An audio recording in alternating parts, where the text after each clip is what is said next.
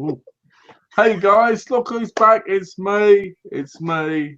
It's May to December. It's me. Whoever you are. And yeah, whoever I am. And I'm joined by a new person. I don't know this person. This person's called Hippie Tash. So, Nah. so there you go. So, Hippie Tash, how are you doing today? Well, man, I totally hung out by the VW and was just like chilling and stuff. So, yeah,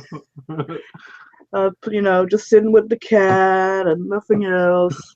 Just No, chilling. I'm good, thanks. You doing good? So, yeah, I'm doing good. So, guys, as usual, I'm joined by Sketchney, aka Tash, and we're back for another. Subscribe to us, damn it. Yes, and subscribe to us. The link is down below for Tash, and the link is just under for me. It's got the subscribe button. If you can't read it, it's the red button. So, anyway, But we are movie magic and gaming gurus. nice. There we go. Well, I'll do it this time. We are moving magic and gaming gurus. Oh dear. I've been We trying should to do it in banana. like the epic trailer voice, In a world where movie magic and gaming gurus was there for nerds everywhere.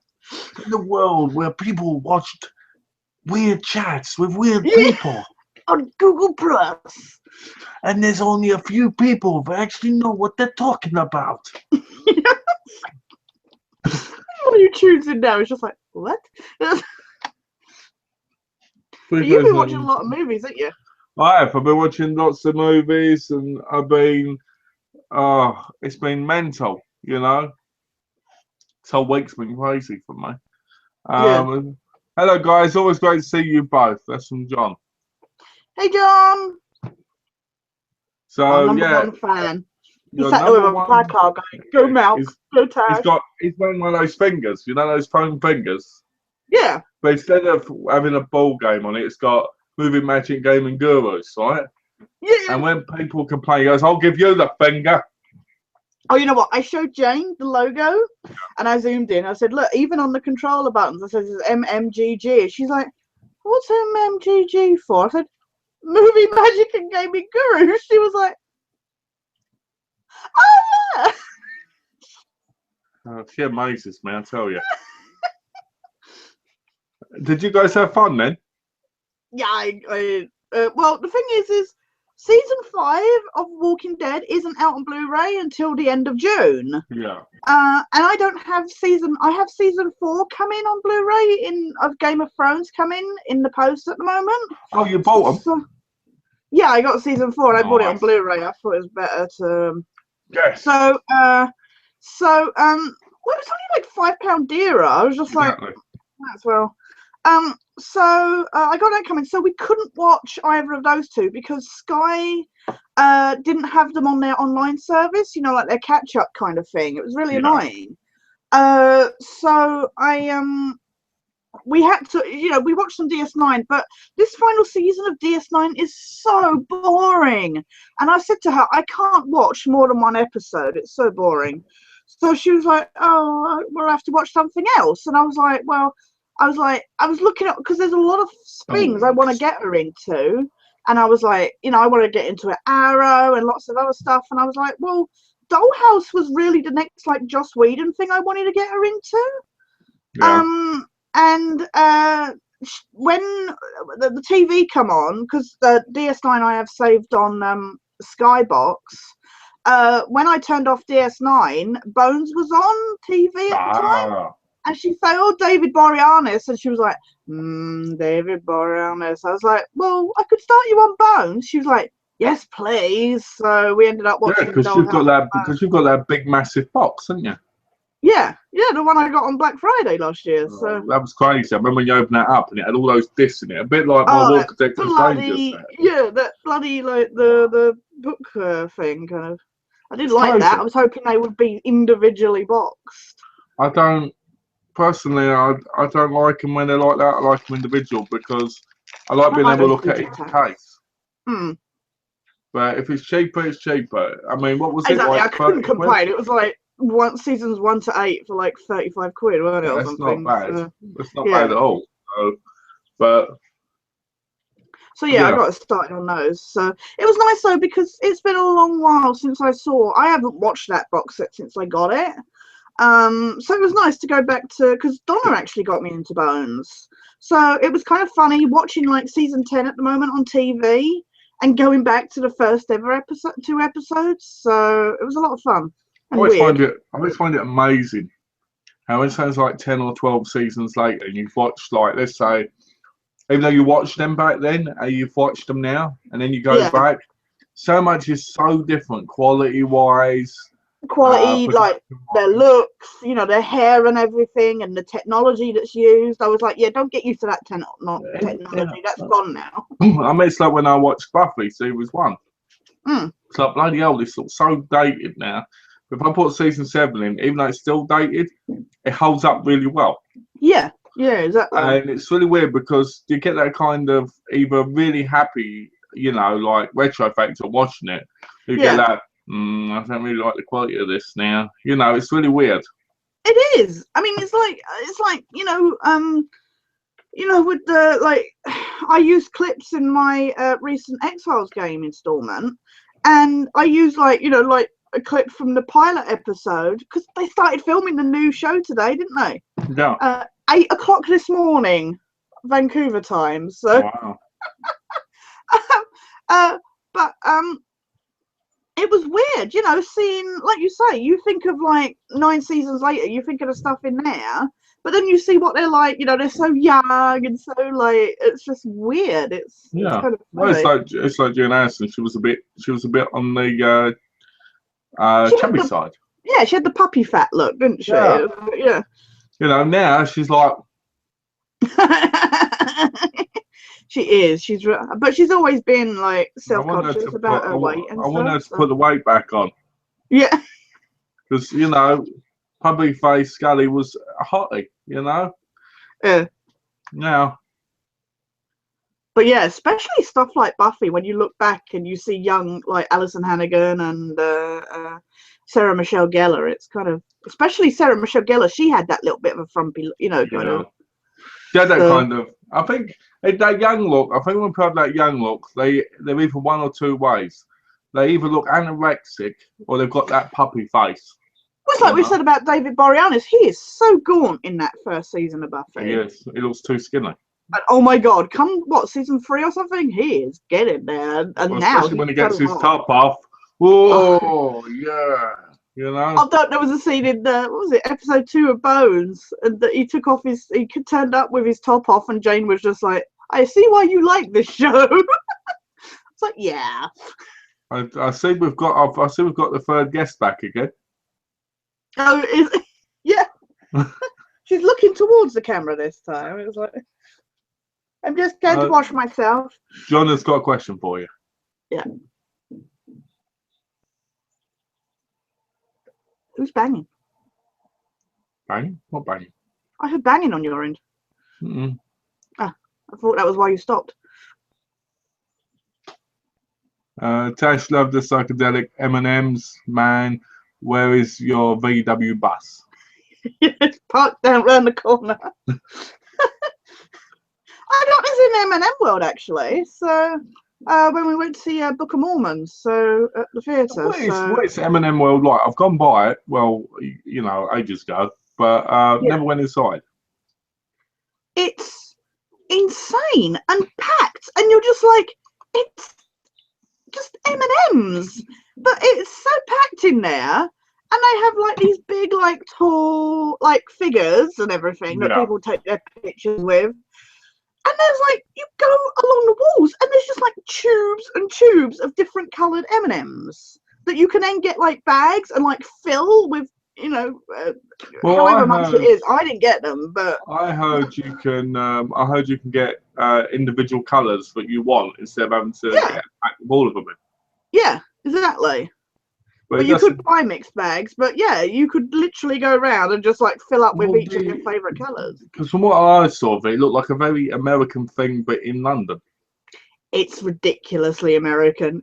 I love the way they have, like, they tried to put in like the ones with the I do have my friend that was with me. She bought me a little hangy thing, and it's like this M&M dressed in the Tower of London guard get up. You know, the kind of with Yeah. the hat, the buff hat, the fuzz hat and stuff. But yeah, it wasn't really my thing, to be honest. Like I say, we went to see the Book of Mormon at the theatre, and it was literally like just opposite. And my friend was a big Eminem fan, Yeah. so she really wanted to go in there, and I was just like, okay.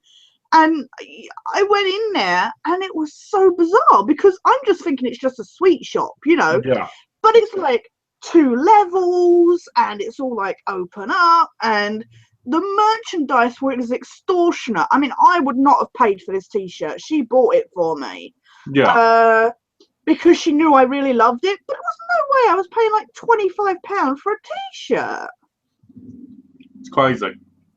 But they had literally everything you could imagine, merchandise-wise, had Eminem stamped on it. It was just... And it's crazy because whenever I think of M&Ms, I don't think of them as a big thing. No, that's what I mean. I mean, I've never been to like Cadbury World, so I don't know what it's like if it's that kind of same thing. But like I say, I went in, and I'm not even kidding. It was like being in the middle of a concert or something. There were people so tightly packed in together. They had people at the doors, you know, like that had radios and that, you know, like checking the quantity of people they could have in. And they would go, right, this number of people can go. I'm not even kidding. We had to wait, and then they go, right, 5 more people can go in now. And I'm just like, what the hell? It sounds so funny because it's like, what the hell? I can't even remember if we got stamped, you know, to be let back in. That is weird. It makes it sound like it's Comic-Con or something. It was like that. It was ridiculous.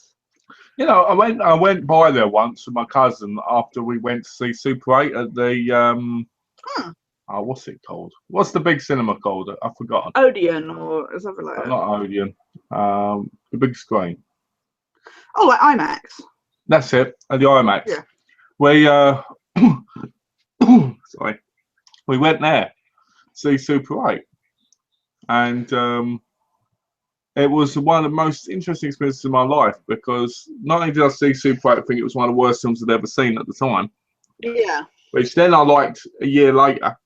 I know, it's one of those films that when you watch it the second time, you're like, it's not that. I didn't mind it the first time, but I preferred it the second time. Yeah, Sorry, I didn't mean to. Yeah. Well, the first time I saw it, I was like, the most emotional thing in it for me was the relationship with the kids with their parents. Yeah. I didn't care about the alien thing. I was just like, exactly. But we went there, and then after we left, we went like through Waterloo and all these other places. We went Forbidden Planet.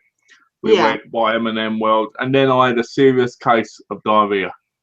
Oh no! I had to run to the McDonald's toilet, and then I was there. They were banging on the door, going, "You haven't bought anything. You need to leave." And I was like, "Oh, come on!" So oh my God! I got on the train, and I pooped myself just before I got into my cousin's. But that bit nobody needed to know. But the point is, but the point is, yeah. But the point is, oh, don't we get come back for that one? Oh, John's gonna have a field day with that one. So he went by there. I saw these people in there. And I said to my cousin, "Why are they always putting M&M World?" He went, "Oh, it's an attraction thing. Let's go," because he just walked off. You know. Yeah. And I'm like, M&Ms. There's nothing big about M&Ms other than the adverts. Yeah, exactly. So it does amaze me when I see things like that. You know? Actually, now I think of it, it was more than 2 levels, but I just remember like there was the 2, you know, like the open, obvious ones kind of thing. Yeah. But yeah, well, no, like you say, it's. Well, I remember it being very colourful. You yeah. know? It reminded me of what you'd imagine Willy Wonka and the Chocolate Factory's place to look like if it existed. It was very much like the Sea-Shirt. It was, it was very, like you say, it was like Willy Wonka. Did you guys see Gillian Anderson's Twitter picture with her red hair, but she purposely covered her face? Yes, but it's not very red. It's kind of like what it was in the second movie. I think she's done it because obviously after they finish filming, she needs to get back to what she's other, other stuff she's doing, like Hannibal and that. So I Mm. think she's done it so that she can easily dye it back to the blonde, because it's still this blondie, like strawberry red. It's not true red that it was in the series. So Yeah, which was a lot nicer. yeah. I'm just getting the page up in case we get comments. Yeah. There we go. Yeah, you know what? I just thought the screen capture at the minute was of you, in your top. Oh, And it yeah. looked so colourful. Like, I was like, wow, that's what I'm going to try and get at the end of the chat of you on the thing, because it's really colourful. Yeah. That's Okay. nice. So, yeah, I've been watching some movies. Yeah. And it's been a real interesting week this week. Loads of things have happened. And some weird things have really kind of, well, not this week, last week to this week. Yeah. Between last chat and this one, yeah. Yeah, basically, yeah. Between the last chat and this one, so basically a week. I had a lot happen, a lot of things changed in my life, so forth and blah blah blah. But so I thought, why not start watching movies? I thought, I've watched a couple again, I need to watch some more. Like an average person would, I guess. So I went, okay, so I'm going to name some of the movies I watched and talk a little bit about them quickly. And Tash, if you've seen any of them, then let me know what your thoughts are as well, yeah? Yeah. All right. Let's say, okay, A Company Man. Not even heard of that. A Company Man was a Korean movie about basically a man who works for the company, basically like hitmen. All right. And he ends up basically changing his mind. He doesn't want to kill people. So they go after him, Pill backstab him, and then he ends up killing the bloke. Really funny because this chubby guy beats the crap out of him because he's trying to strangle him. Right? Okay. And then the guy is about to win, he runs straight to him, and he just goes flying out the window. The end. So I was like, okay, whatever, Fine. Yeah. What's this? Donna says, evening guys, Donna, Roger and Stacey here. Hi guys. Hi everybody. Woo! We have a whole fan base going on. We do. I told you. Eventually everybody's going to say hello. Yeah. Let's have a look. Next one is Special ID, which is a Donnie Yen film where he's undercover in the underworld. Very silly, very... it was nowhere as good as it could have been. I thought it could have been a lot better, but it wasn't. Yeah. Legend of the Fist, The Return of Chen Zhen, another one which was awful. I expected it to be a lot better. John liked it. He likes the film. But I hated it. Did he recommend it to you? Or? No, I already had it. You have it already? Yeah. I already had it. Cross, which was one I got from Well Go USA. All right. Yeah. Basically, you finally watched one of their movies? I finally watched one, but I still didn't review it. Basically, Simon Yan plays a guy who believes he's working for God as a serial killer to kill people who want to commit suicide, right? But it turns out that obviously it's not God telling him, it's somebody sending him these messages, because why would God tell someone to do that, right? Right, yeah. He then goes mental, and then basically that's the end of the whole bloody film. It was a terrible, boring film. Had some violent deaths, like a screwdriver going through someone's head. Oh, okay.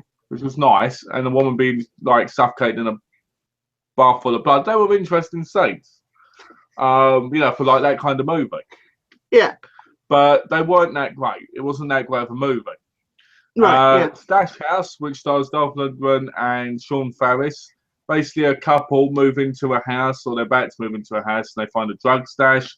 Dolph Lundgren and this other guy try and kill him throughout the whole movie. It's got 4 characters in it. It's the most boring piece of rubbish I've ever seen. And it's an after dark. You're on a roll with the bad movies. I'm on a roll. Well, we're going to get even worse now. Vendetta, starring Danny Dyer. Oh, dear. This film was great in some sense. Dyer. Yeah, there you go. Danny fucking Dyer. Right? This film was great. I enjoyed it. Basically, the guy is a hitman for the army. Right. And he's coming home and his parents get killed. But there's some real funny scenes here which I have to mention. There's a scene where his dad is driving a black cab and this woman's getting her taken stolen by these guys in masks, right, under a bridge. And he goes, what the hell's going on here then? yeah, I'm going to bash the crap out of all of you. Just like anyone really would if there's like 4 guys with knives and guns, you know, go up to them empty-handed, you know, right? He kills one of them by accident. And then later on, they knock on his door. But the best part is, as he puts his eye to the eye hole, the guy's got a screwdriver and a hammer, and he goes like this. Boom, yeah. Right? And that's the part where I started laughing, because I was like, this is so ridiculous. Right? Yeah. So basically, they set them alight, kill them, and Danny Dyer turns up. Yeah. So he gets one of them, and he's got them in the car tied up, right? And he goes, I need you to tell me what happens to those old people in the garage. So the guy, being obviously the smart guy that he is now that he knows that this is the son, he goes, oh, yeah, we took her upstairs, your mama, and we took care of her multiple times, right? And then he says, we set them alight so they could watch each other, right? That's when Danny Dyer's character, James, I think his name's James, it's either James or Jimmy, right? Right, yeah. Says, I'll write down the other guy's name, so I'll let you go, because I like you. You killed my parents, but I like you a lot, right? So he goes, okay, write all the guys' names down. Then as Danny Dyer's about to set him on fire, he goes, you promised. And you're like, oh my God. You just said you raped his mother multiple times. Yeah. Then set the father on fire first so she could watch. I really think a loving son is going to go, oh, here you go, you're going to go fight. Yeah. So that was a bit silly and a bit, but it was all right. You know what? Danny Dyer is one of those people that makes you realise the problem with current, like, English film making. Yeah. Because he can't act, but it's that kind of thing where, like, I mean, he gets put in these films, and it's not entirely his fault, because it's like we've said, it's that London gangster. I mean, look, he's in that, and yet that sounds exactly kind of like the movie he was in with Gillian Anderson, Straight Heads. Yeah. And it's just like, you know, this whole vendetta, you know, kind of getting payback and stuff like that. And it's just like, oh, for goodness sake. It's like that, except it's a lot better, because Straight Heads was one of the worst films I've ever seen in my life. Yeah, I'm just saying, as an example, like, you know, that whole Cockney kind of, I can't, you know what I mean, though? It's that kind of, like you said, with the amount of, like, Cockney Mafia movies you've seen. The thing is, there's no way Danny Dyer could be with Gillian Anderson anyway. So that's quite accurate, isn't it? Right? Exactly, yeah. All right. Next up, we've got Assassin, which is debatable whether or not it's a sequel to Vendetta. Basically, he's a killer when he works for Martin and Gary Kemp, right? Oh, okay, yeah. And he kills this girl's father, but he falls in love with her by sleeping with her and all sorts of stuff. They want him to kill her, and basically he puts her in hiding, and all this other stuff happens, and he goes after them and kills them, basically. Very boring, very tacky. Another same old English movie. Yeah. Then there was Top Dog, which basically was about a guy who was threatening a pub, and this guy decides that him and his hooligans are going to protect the pub. So he goes to war with this guy, then he runs him over, and then this Irish gangster comes and takes his family. And I'm just like, this movie is utter rubbish. Didn't care about that at all. Hooligan Factory, which stars Nick Nevern and a whole load of cast people from the British films. It's basically a parody of all the films that Danny Dyer and all them are in. Right, yeah. Right? There's a great scene in it where Jason Mazoff, his name is, right? He's sitting in a car with Danny Dyer, right? And he's pretending to make the Range Rover murders. Because Tamer Hussein and what's his name? I think it's Craig Fairbanks. They break the windows and they shoot the people's heads off, right? And then they go, "Oh, Danny, what are you doing with Pat Tate and that, right?" And he goes, "That's not Pat Tate, it was my friend Jimmy, right?" And then they go, "Oh, Danny, we're so sorry," right? And then as they leave, they go, "Third time's the charm, I guess," because some other people pulled in. And it was a funny movie. It was bad. Yeah. But it was funny bad. You know what I mean? Yeah. So I was glad I got that. Then I went into, now I watched Truck Turner, which was a 70s black exploitation movie, because, you know, John had recommended these. Yeah. That was terrible. Basically, he's like a bounty hunter. And these people go after him, like they send assassins, which are really bad. And one of the main assassins in the movie was the main villain from Live and Let Die. I can't remember what his name was, but you know. Yeah. Then I watched Foxy Brown, which I thought was a lot of fun. Right, yeah. Had Sid Hagen in it and so forth, and she was going after people because they'd killed her partner and all this stuff, and she was going crazy. Got her breasts out a lot, which is always a good thing. Oh, yeah, I was going to say, uh, yeah, sure. Big and bouncy, right? Get them out, right? So that's why I remember that. Coffee, she was called Nurse Coffee. Or as most people call her, Nurse Coffin. That's very reassuring when you're in the hospital. Oh, that's always promising, yeah. She goes after people because her sister was killed, right? But there's a great scene in the movie where these people, now this is proper exploitation type movie, you know. These people come in, beat up the police guy, right? But trying to get the knickers, right? And as they leave, they knock on the door, and the guy, instead of running out the door, he pulls her shirt undone and starts playing with her a bit, right? Oh my God. Then he runs away, right? And one of the best bits in it is the end, because it turns out in the end it was her boyfriend, right? Behind some of it. And what he says is funny because he goes, "Oh, coffee, baby. Oh, come on. I didn't mean to do it. Let's sort ourselves out." Then this white woman comes from behind and goes, "What are you doing up? Who's this woman?" So Coffee gets out of a shotgun and shoots him in the head. Then I watched, this is going to go on a bit, right? Then I watched Breaking Fight. Do you want to break it up or that? Or I'll break it up after this bit. I watched Breaking Fight, and basically that's an Australian movie from 1971 starring Donald Pleasance and some other guys. And it's got real kangaroo kills in it. Yeah. Real kangaroo kills? Yeah. There's a bit where they run over a kangaroo. Oh, no. And then you see them cut up, you know. It's about a guy who slowly goes down into like this dark path. He starts off as a teacher, and then he stops off in this town where he finds gambling, and he ends up gambling away, and then he ends up befriending with Donald Pleasance and that. They take on this really dark journey, and at the end, he basically wants to kill himself. Basically, it's a decent movie, and for a '70s movie, it's really good. It was lost for a long time. It was only recently that they found it over the last few years and were able to release it on DVD and Blu-ray. Oh, no, I've not heard of that. I like Donald Pleasance. He's a good actor. So that shall be the first part for now. I will say the second part later. This sounds like my recommendations. Don't agree with you, you bastard. Laugh out loud. John. Let's check. I saw you were playing Resident Evil 6 yesterday. Yeah, I played it. Oh, you did play it. Well done. Yeah, I decided to get out of the way and play it because I thought I needed to do it a few times. Yeah. But the annoying thing was when I got to the thing, I thought, oh, I've done it now, and it was like 7,483. So I'd do it again, and I thought, oh, I can leave on the checkpoint. Nope, I had to do it all the way through again. Oh, you're kidding. Oh, so I platted it. Have you got any other medals yet?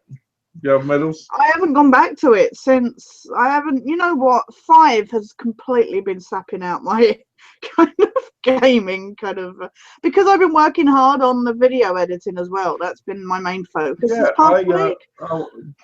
While we're talking about your videos, I watched your X-Files one. Oh yeah. And I thought it was After it had been re-edited, or I watched the original one where you uploaded it. I really liked it. Yeah. What did you have to edit out?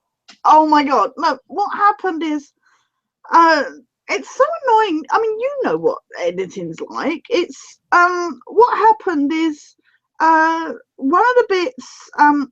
There was a bit when Astadorian comes around to cook to Wilmore's house. Yeah. Where she's going on, and I put my bit where I'm like, hang on, if Cook called and stuff like that, and actually then I had the bit about Wilmore going, Cook called you. I was like, oh crap, that needs to be before my bit saying that. Yeah. So I had to edit that. So I produced the movie, and it takes hours for it to render because it's like a long video, and I'm doing it on high definition thing. So it takes hours for the program to render it. And then I start uploading it, and I'm watching it back to check it, and there was a glitch. For some reason, I hadn't done anything with it, but a couple of the transitions on a couple of the bits where I showed the character history and stuff. Yeah. For some reason, it would start to transition into that video, but then it would cut back to me and then back to the video for some reason, and I did not know why. So I had to re-edit it to fix the problem, re-render it for hours, and then upload that. And I was just like, I am so done with this. And it's annoying because every time I have to check it, I have to watch the whole thing back, you know, kind of thing. So yeah, it's annoying. I remember when I was editing, you know, when I was editing the gameplay. yeah. There's on one of the videos, my cam froze, Oh, really? Yeah. and I was like, I'm not going through it again and taking another 8 hours to edit it because it was just driving me mental. Yeah. Well, You there was know, one bit. Sorry, I was just going to say there was one bit near the end, kind of like what you had, where what happened is because sometimes a lot of the time I end up doing several takes of the, you know, because either I botch it up or whatever. But the thing is there was this one bit where I did it, and then when I put it on the computer, it turned out that the camcorder, what it does is like every 4 gig, it splits up the files. So mid-sentence, there's this cut, and then it cuts to, I had to put the next video file next to it. Except it cuts off the sound at the end. So I had to get my sound from another tape to dub it on top, you know, like, and line it up and that, just so it carried, literally all I was saying was like X. I think that was all I was saying. But because it cut off during the, it was just like more effort than it was worth. I was just like, nobody sees the pain it takes to get these things done. yeah, nobody does. I think unless you do it, people don't know. You know, I mean, I'm gonna start doing more movie reviews soon. You know. Oh, right, cool. Yeah, now you're getting into the flow of it. So I'm gonna eventually, you know. Donna said you should. I could watch them back for you to check them. She was like, "Well, actually, I wouldn't know what I needed. You know, what was wrong, kind of thing." I said, "The thing is, as well, it's you know, it's like it's the perfectionist in you makes you want to make sure it's all, you know, kind of literally to the millimeter, kind of thing." It is. It's an interesting thing because I think people can spot the problems. Yeah. But the thing is, they might not be the problems you noticed, and then it makes it worse. Yeah, exactly. You know? John says, Tash, have you seen The Mighty Celt with Gillian Anderson? No, I haven't seen that one yet. That and I can't think of the other one. Oh, there's another one that she's in that I really want to see. But yeah, no, I've not seen The Mighty Celt now. Yeah, I know of it, but I've just never gotten the chance to see it. Never heard of it. Have you not?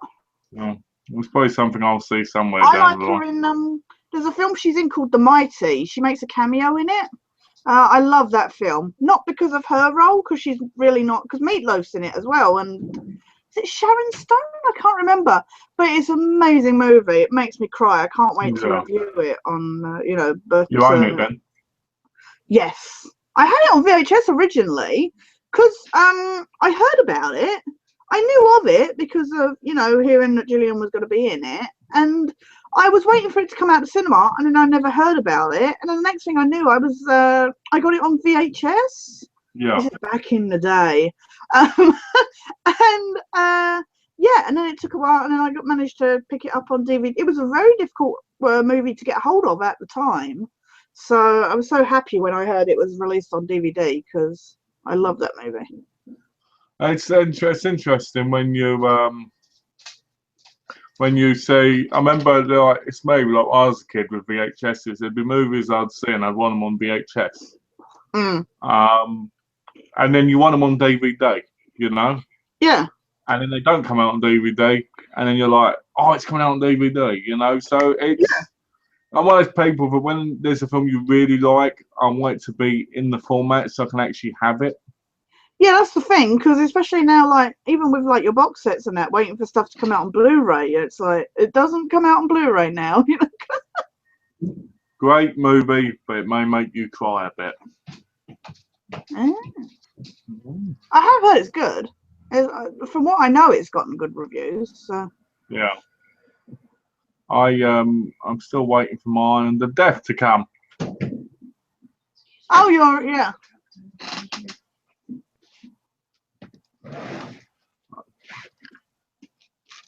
So, what else have you been up to this week? Oh, like I say, it's mainly the editing has taken over really, like, because it's that kind of thing where you you get on the roll of doing something, and as I said last week, you just want to get it done. And especially that, it was like once I recorded it, I was like, I really want to get this done and out of the way. But yeah, no, just playing Resident Evil with you, and that is so depressing. Seriously. Yeah. Do you want to talk a bit about Resident Evil 5?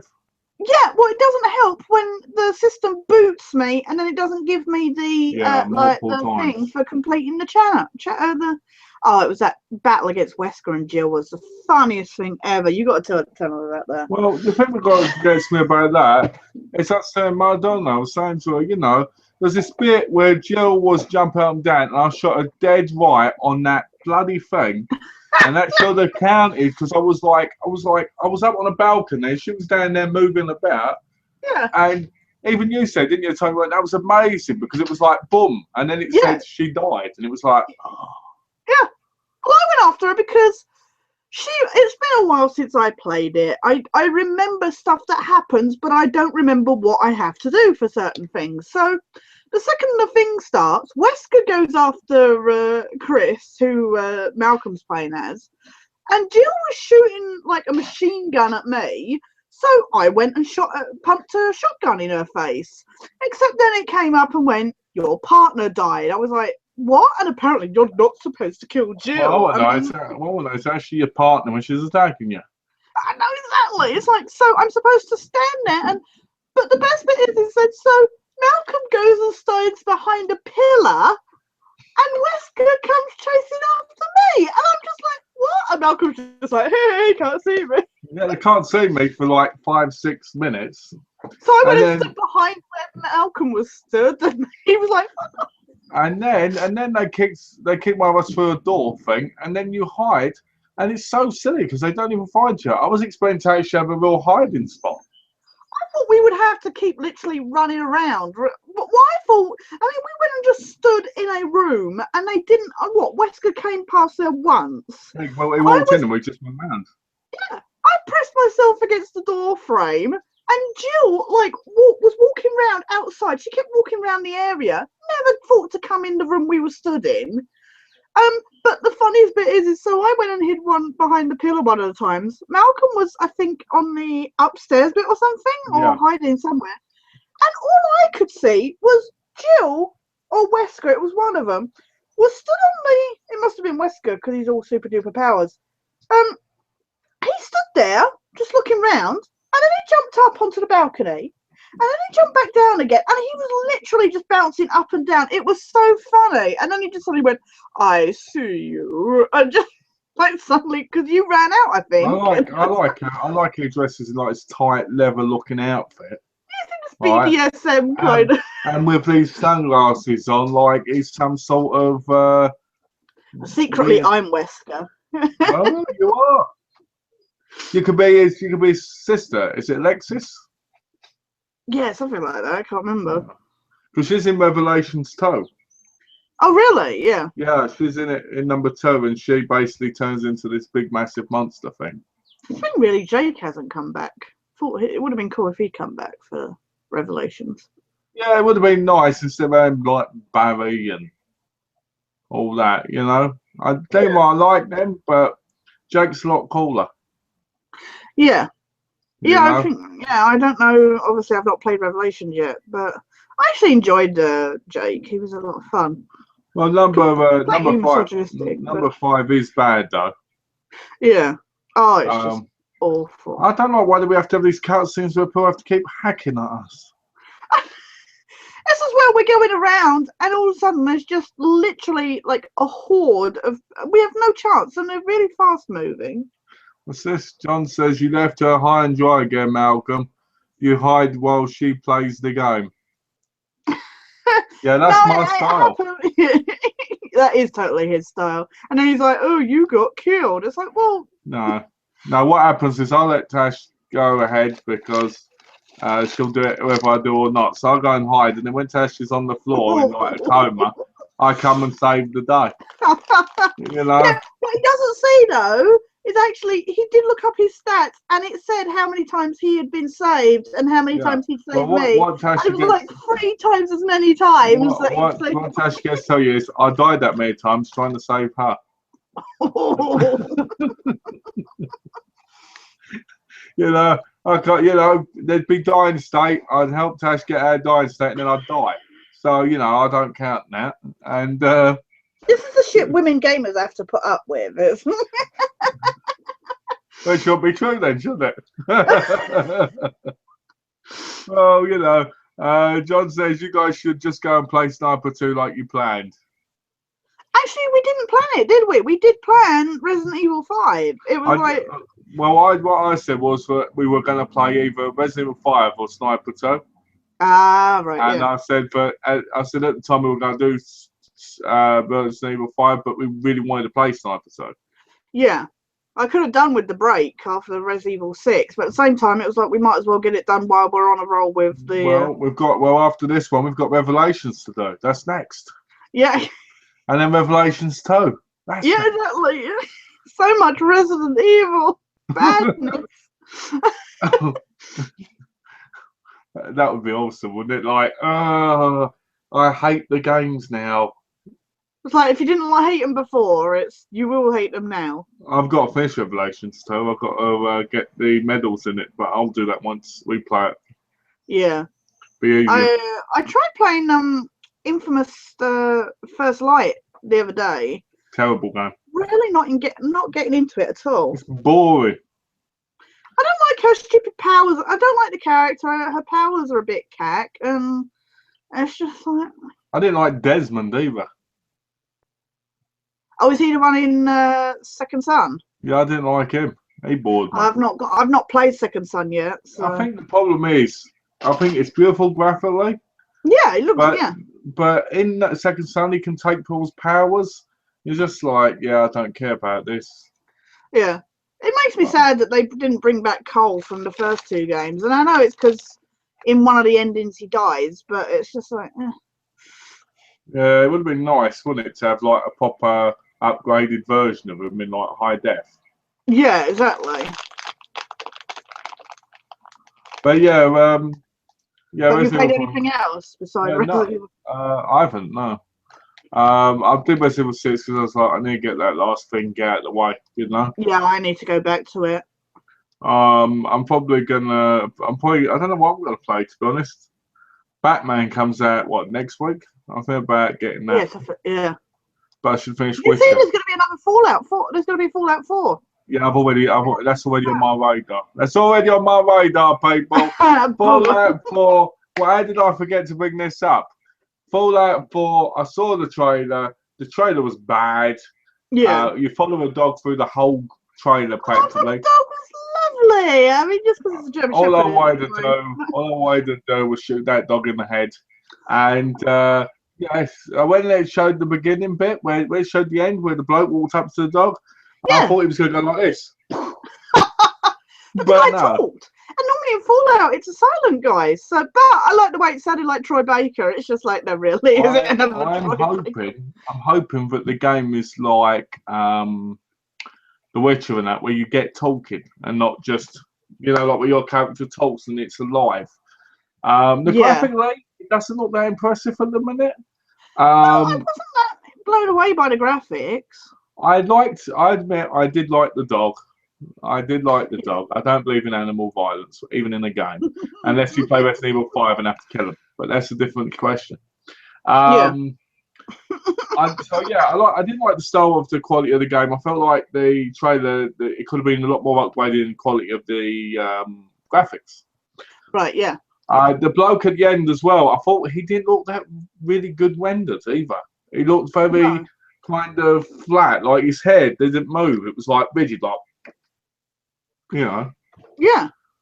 But we won't know until probably next year, because the day's going to come out this year.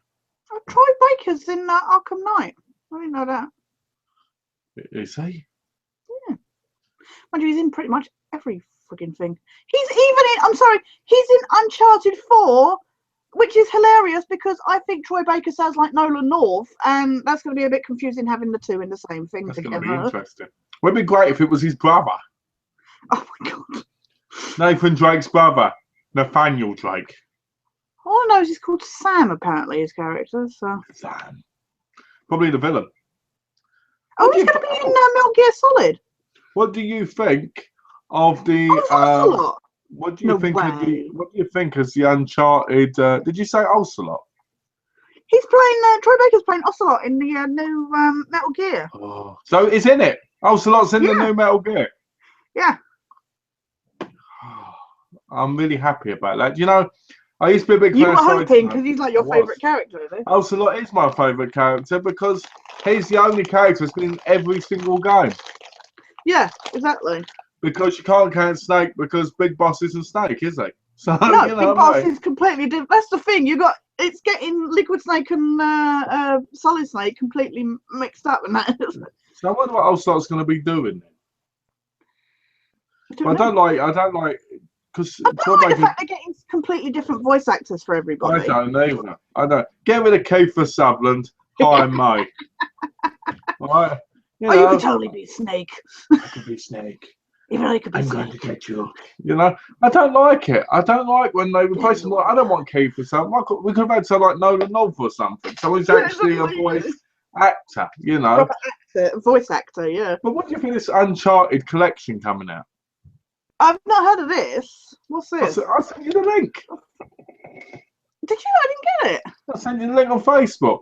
It was a short thing about how it was released that there's going to be an Uncharted collection, but it was actually leaked like 3 hours before it was supposed to be shown. Oh really? I think it's going to be remastered, all the games for the PS4. Oh, yeah. Oh, I did get it. That shows how much attention I paid to my messages on Facebook. Nathan Drake edition. Oh, is it like complete collection or something? What is I think it is. I think it's going to have Golden Abyss and that in it, and it's going to be released on the PS4, I think. All right. If so, I'll probably get it. You know, I think if so, I'll probably. Back until the final quarter of next year. That's insane. Probably because they're going to put it with the main game as well, the new one. Yeah, true. That's what. Yeah. You know, like kind of like Game of the Year collection kind of thing. Yeah, probably. Yeah. I can't wait for it. It's so long away. It's just. If it does come out, I'll probably get rid of my PS3 versions and get the PS4 because the PS4 version's not going to have multiplayer on it either. Are they not? That's what I read, but the PS4 version of the 3 games won't have the multiplayers. Ah, right. So that'd be kind of good. So I'll probably because the PS3 games they're only like $2 to buy. Yeah. What's this? John says, did you guys see the first Assassin's Creed picture for the movie that's coming out in a year and a half? No. I have. I saw it on Facebook, and I still think the movie's going to be crap. Michael Fassbender shouldn't even be in the movie. They should have had someone like Daniel Radcliffe as an assassin. Can you imagine Daniel Radcliffe as Desmond? Can you imagine? I've got a real high on Daniel Radcliffe right now. He needs to be Doctor Who. He needs to be James Bond.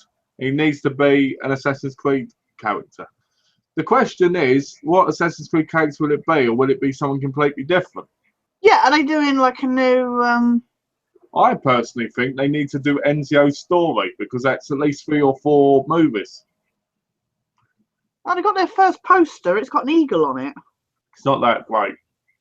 No, it's a bit it's a bit basic, you know what I mean? It reminds me of, do you remember the James Bond ones that used to be released where they'd have like an image on and that would be it? Oh yeah, like this. Yeah, exactly. It's just some eagle with like the broken up because of the Animus like style. Yeah. I don't think the movie's going to be any good. I think they're trying too hard. I mean, I can't imagine Michael Fassbender being an assassin. No. You know? I'm honestly think. I mean, Lineage was the first original movie. Yeah, I was gonna say. It broke up into parts, you know, which had people in it, which most people haven't seen. So we'll see. We'll see what the movie's like in a year and a half. I don't know why it's got to take so long. Why does it have to take so long? I know. Well, I guess the CGI and everything they're going to be doing. You've got people like, then you've got people like David Sterling, right? who makes 4 movies in 10 days. Yeah. Right? 10 days. Yeah, but it's like when I think back to how they used to film the X-Files, they would do literally an episode in 6 days or whatever, and yet they're taking like 3 months or so to film 6 episodes. It's like, and then it's not airing until next January. It's like, well, why is it taking you so long compared to how long it used to take you? Well, you know, I still think they should scrap X-Files and bring back Millennium. Yeah. That was far I'm sorry to bring superior. it episodes. It's just because I knew the shooting schedule for that, and like you say, compared to some other stuff, it's amazing when it. Well, you know, I mean, I'm really interested to see what happens with the X-Files series when it's brought back. You know, Yeah. I'm really interested. I believe that it could, like, I believe that there could end up being 2 seasons. Well, David Duchovny has said that hopefully it'll come back. You know, keep coming back. So. I believe it will. I believe it will. You know. Well, it depends. It depends. Fingers crossed how good this new set is. So. Well, let's hope. Because you know, if there's any 2 good leads, it's David Duchovny. I mean, look how great he was in Californication. Yeah, the man's got charisma. The man's gripping. The man sucks you in and makes you watch him. You know. Yeah. And then he's got that weird, creepy woman with him, Gillian Anderson. You know, and she's going to push you away. But if it's good enough, you know, people will watch. I mean, people are saying they reckon there's going to be 2 seasons of Twin Peaks. Oh, really? Yeah. Even though we got to wait until next year for that to turn up as well. Well, the truth is of it really is another year ain't going to make a difference because people have not been watching them for what, 10 years? Exactly, yeah. You know what I mean? So 1 more year is not going to hurt, I guess. You know? No. It's like Paul keeps saying to me, Mel, are you going to watch it? Are you going to watch it? And I'm like, no, because I want to watch the original version. Because you haven't watched the original first, exactly. You know, not to appreciate what's been revived, you need to watch the original first. Exactly. It's like Prison Break. They're bringing back Prison Break for sure now, and I'm like, are they going to bring Robert Nepper back then? Yeah. You know, because Wentworth Miller's character died. So yeah. How are they going to do it? They're going to do it completely different. Is it going to be like a prequel or in the middle between seasons? It's like Fear the Walking Dead, isn't it? I was reading up on that. Apparently, there's going to be episodes in each season they have where it connects to like season 2 of Walking Dead, season 3, and I'm like, how's this going to work then? Are they going to they go where they walk through the same area or something at different times? Yeah. Like, they've got some people returning for the new heroes, haven't they? And it's like, well, why? Heroes got cancelled because it was terrible. So why are they bringing it back? Yeah, exactly. I don't know. And there's been so many mutant shows since it was on. I don't know how they can find a new way of addressing it. They're bringing back Full House, weren't they? Oh, you're kidding. No, they're bringing it all back with all the original cast, which means Mary Kate and Ashley Olsen, whatever one it was, because when it like them both playing one person. Something like I can't remember. Whatever it was, I can't remember. I never really watched the show. That's why I'm really. But yeah, apparently they're gonna all be back in it, and I'm like, really? That's yeah. And they want to bring back Knight Rider. Yeah, I heard about Knight Rider, but they already brought it back once, and it didn't do very well. So I don't know why. What's this? Yes, Malcolm. Hundreds of people want to see Lance Henriksen's come back and do Millennium, and millions want to see 6 episodes of X-Files. Actually, there's a lot more Millennium fans than that, to be fair. And although Lance Henriksen is getting really old now, and he's looking it, but I love Millennium. It's just, yeah.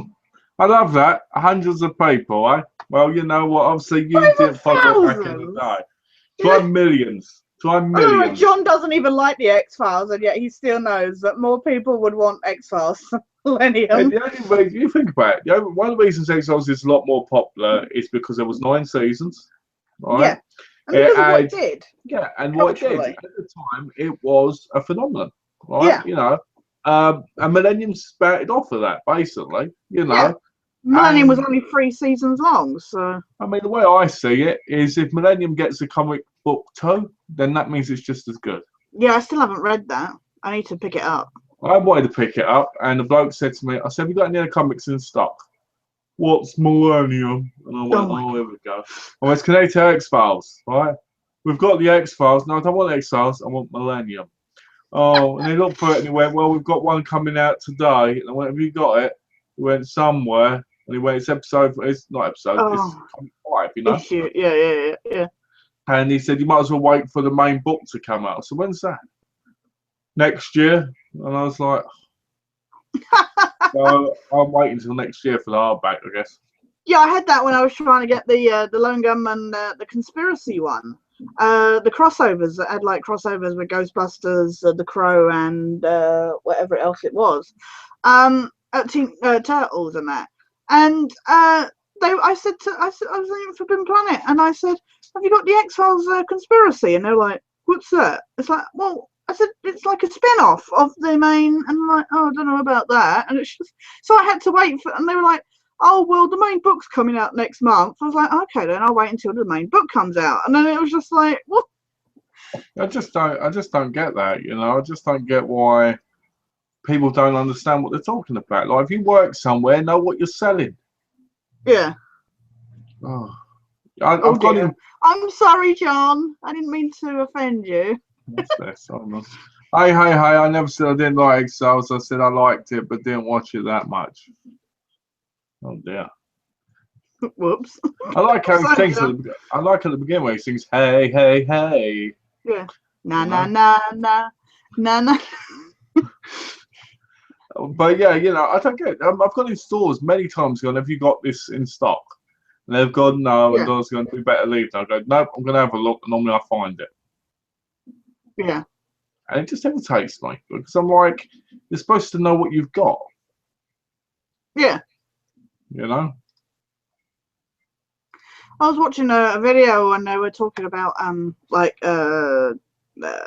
video game, crossing over to movies, and they were saying that the reason why video games don't work as movies is because you're cutting out a key feature that is, like the main thing that you're not getting the interaction in movies that you get in games. Like where say games can make.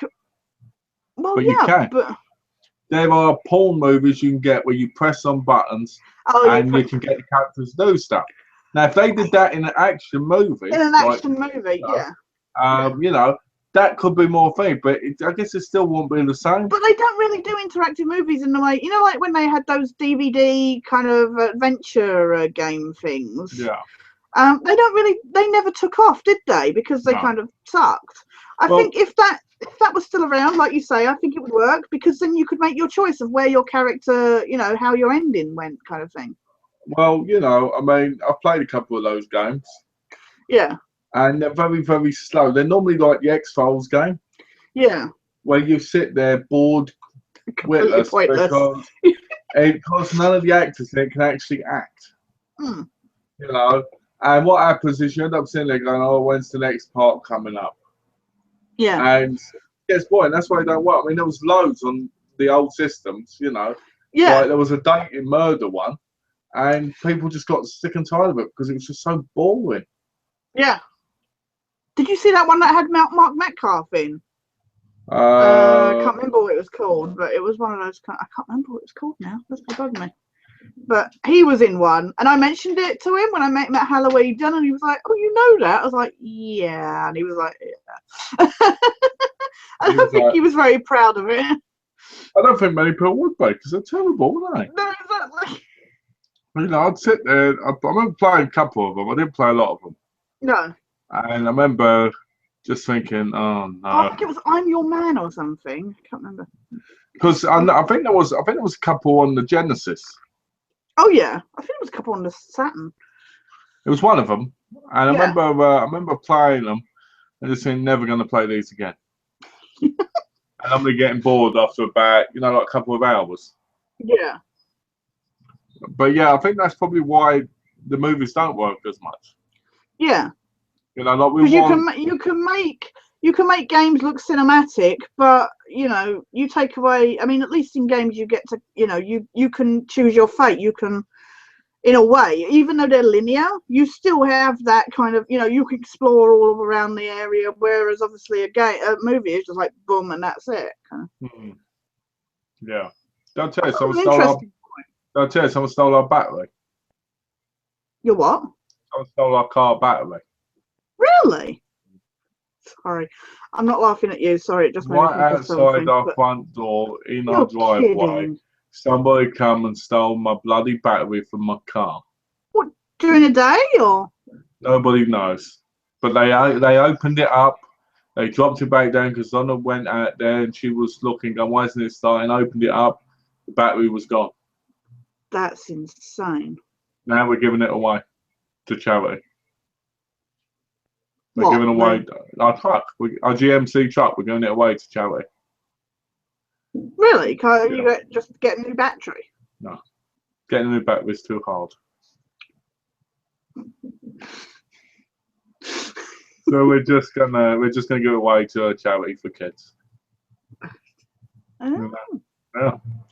You know, I've been quite paranoid the last couple of days about the safety of our I was home. gonna say you had the lunatic running around the estate the other week, didn't you? So There's 2 more fugitives on the loose. They escaped and left a note in a prison cell saying, "We left." You know? I mean, what? You know, I keep feeling myself. I end up in you prison. just know they're probably YouTubers. Yeah, you probably. You know what? That would be awesome, wouldn't it? If people who escaped prison did a YouTube vlog of like 50. We're on the one. We're going through Seattle today. We've got this lovely hot dog on a stick too. Oh yeah, corn dog. What do you think about that? Oh, I just got done murdering somebody. Yeah. The FBI really not being able to trace where they are just from areas in the background, you know, kind of. Awesome, wouldn't it? You know, doing different vlogs as they go around the country. That'd be great. We laugh, but that has happened, hasn't it? Essentially, like people doing crimes and stuff and putting pictures on their Facebooks and that, and them getting caught straight away because the twats put it. I never get back in 2012. Remember doing the riots? Yeah. Oh yeah, they're stealing stuff. Yeah, they stole stuff and then they put it on Facebook, sitting next to it, going like this, and you're like, yeah, today's generation are stupid because that gives them your details. Yeah. You know, and I remember just laughing at that stuff because you're just like, come on. We had it a few years back, where I think it was like some boat or something went down in like Bournemouth area or that, and it had a load of goods on it which leaked into, and people were going down the beach and picking up like motorbikes and everything that had come off this boat.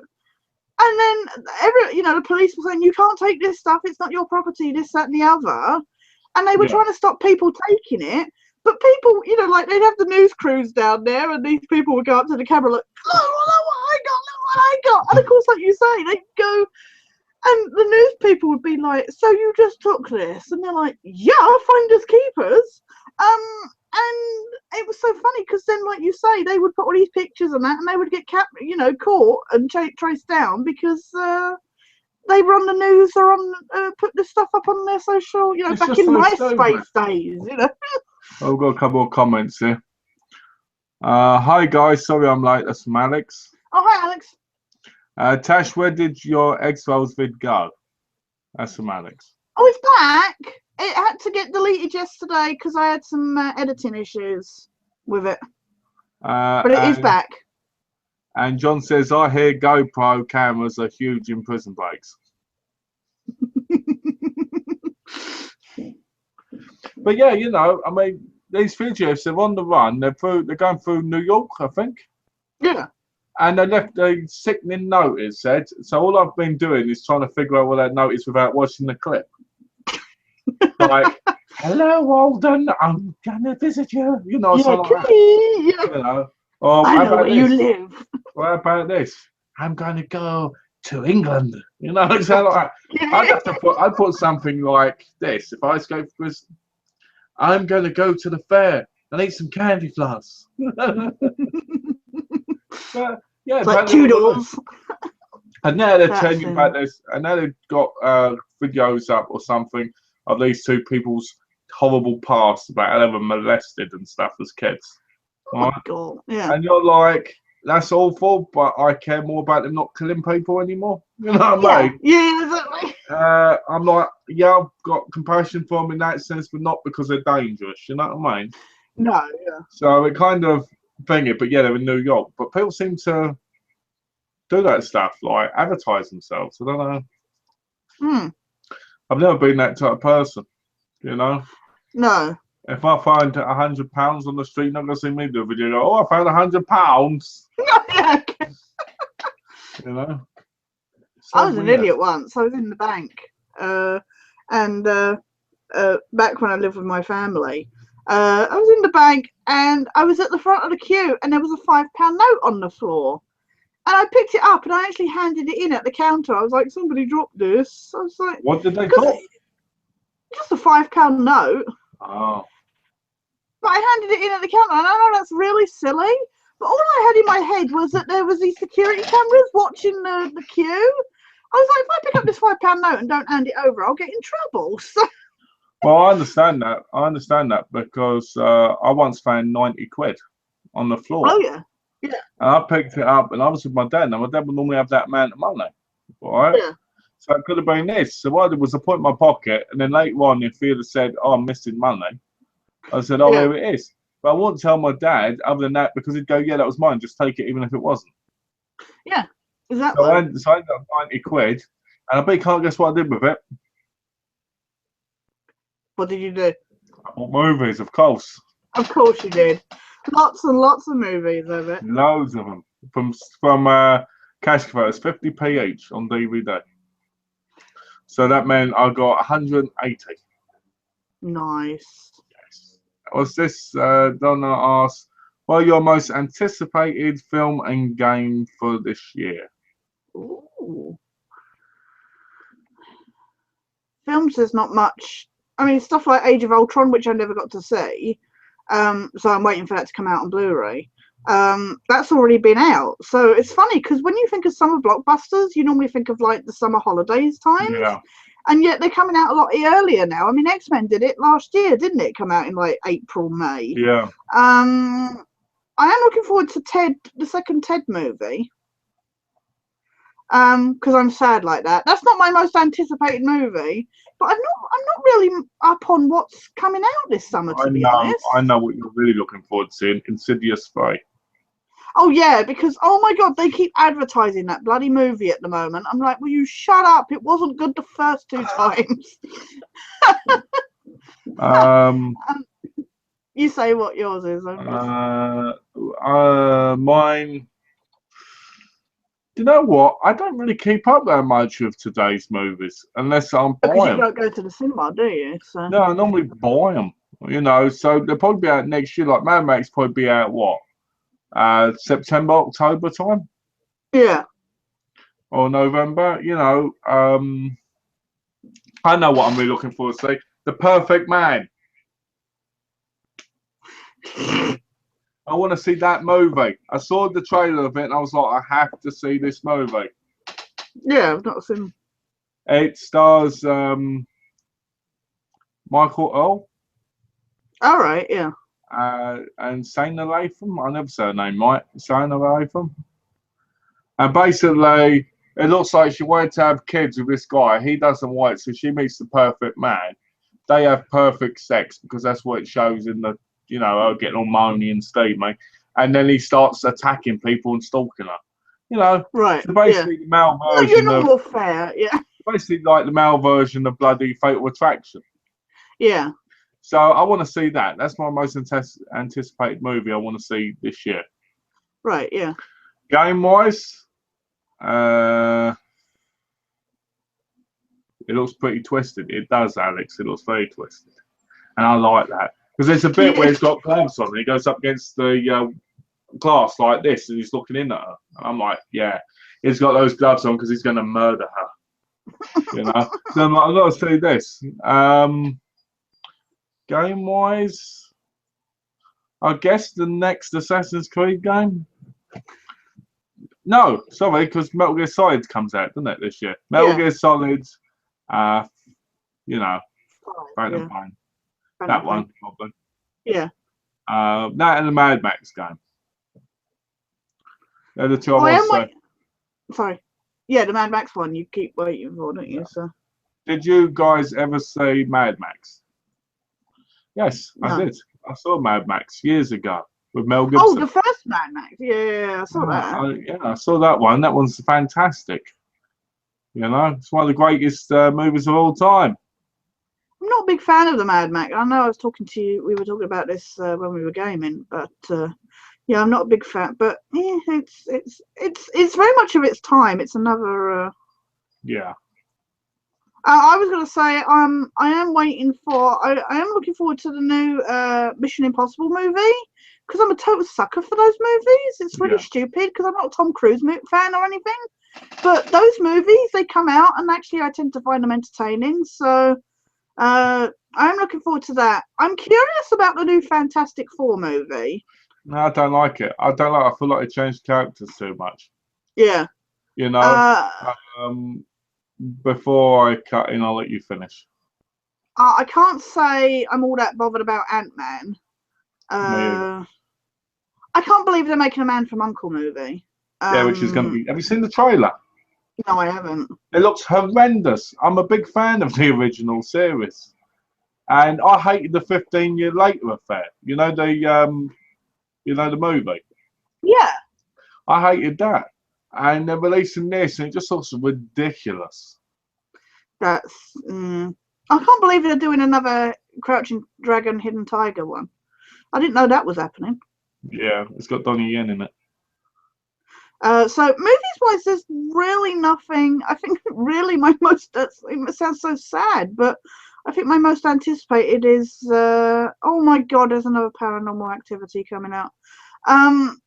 What Scouts versus Zombies? What the hell? It'd probably be like Zombievers and all that stuff. Oh my God! They've had Cockneys versus zombies. They've had everything against them, haven't they? Yeah. Oh, they've done another Hitman movie. Okay, we'll see how that goes. Games wise, I think I have to agree with Metal Gear 5. I am curious to see how it goes. I don't know when Deus Ex is out. I think it's probably not until next year now. But really, yeah, a lot of the stuff I've been eagerly waiting for has been pushed back till next year now. So I guess. Metal Gear is my. Not looking forward to the Batman game. I wasn't that big a fan of Arkham City. Arkham Knight looks good, but I'm not that really rushing for it, if you know what I mean. So. Well, talk about Fantastic Four. Yeah. My problem with it is that they're making them half brother and half sister. Yeah. I don't like that. I don't like changing the character thing from the comic stuff. I don't like that stuff. Yeah. No, exactly. A lot of people have problems. Brother and sister or something. Yeah, they were brother and sister. I mean, yeah. I know a lot of people when they saw the trailer went crazy because Johnny's thing is a black guy, but that doesn't matter. What matters is that they're actually completely blood related. You know what I mean? Yeah, exactly. Yeah. Because I know there's this big thing now where people are saying basically, we shouldn't be seen as colour our skin, we should be seen for who we are, Yeah. And I do agree. I do agree with that. And I think that is a good thing. So why not just have them full blood brother and sister? But yeah, so yeah, I'm not really looking forward to the new Fantastic Four movie. I did enjoy the original stuff. Yeah. Even though people said they're bad, we've got a couple of. Everybody keeps hyping up Ant-Man, and I'm just like, I'm not really bothered, to be honest. John says Zombievers is so ridiculous. I know Malcolm would love it. Alex says Wrestlers versus Zombies. Yeah, I saw that earlier because Alex sent me a picture of it. Oh, really? Yeah. The prisoner's note said, "Have a nice day." Well, that was boring. Oh, really? That was boring. That was very considerate of them, though. They were just like, "Toodles, have a nice day." And Alex says, "John, I'll say it for you. X-Files sucks." You know what? I respect everybody's opinion, but screw you, Alex. No, I'm joking. well, wasn't Alex not even born when it was on? No, exactly. It was before his time. There you go. So technically, before his time, we won't understand it. So there we go. I don't know how you think it can suck when you like Twin Peaks when they're pretty much like the same kind of era. I keep thinking about buying Fringe on Blu-ray. Oh yeah, you should. Yeah, It's worth it. I keep thinking about it. I probably Because did will. you never watch it, or you watched a couple of seasons? I've never ever watched it. Oh, it's worth it. Yeah, it gets a bit Oh, silly at times, but unfortunately, when you're dealing with sci-fi, sometimes they do go a bit out there with stuff. yeah. Well, it looks interesting. I keep trying to look up trailers, but all the trailers make it look awful. Yeah, exactly. They don't. The problem is stuff gets taken out of context, and it's like, you know. I tell you so. Have you seen the new Ridley Scott movie trailer, The Martians? Oh yeah. Yeah, that's a bit. That's come out. I don't know if the problem with me is I don't know if I'll watch it. I'm one of those people that I like buying it and watching it. I don't like going to the cinema or watching on demand. I like buying something. I like going, oh, I've got this. I'm going to watch this. You know what I mean? Yeah. I know a lot of people is probably anticipating movie of the year is going to be Star Wars, but I'm not really all that about it. Anticipated movie of the year is obviously that new Paranormal Activity movie. I do want to see Spy with Melissa McCarthy and Jason Statham in that. I know it's really tacky, but I liked Johnny English, so it's that kind of I like Johnny English, but I'm still not bloody watching that movie. What's this? Okay, Mel, you won't understand Psycho then, I don't mind Exiles, just not my show. I can see why people like it though. Well, you know what? I'm different. I was around when Psycho was released. I just died and it was brought back again through my mother's womb. And here I am again. You see, so I do understand it. There we go. You know, because in a past life I was Alfred Hitchcock. I made the film. You made the film, really? You were a very Alfred Hitchcock. Yeah. No, seriously though, I get your point.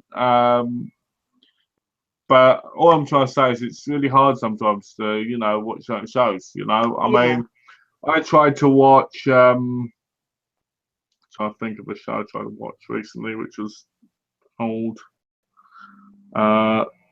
Wild West. You know the Wild West. Oh, well, yeah, the original, series. The series. I tried watching that, and I got bored shitless. Yeah. Oh, there's a lot of those kind of old shows. I can't stand Dukes of Hazzard. Yeah. That kind of, it's annoying because there's a lot of old shows that I like, you know, like we've talked about, like the old Professional, Sweeney, you know, stuff like that. But yeah, no, stuff like there are a lot of shows where people talk about it and it's just like, I don't get it. Who would have ever thought that the Professionals would be on Blu-ray? Yeah.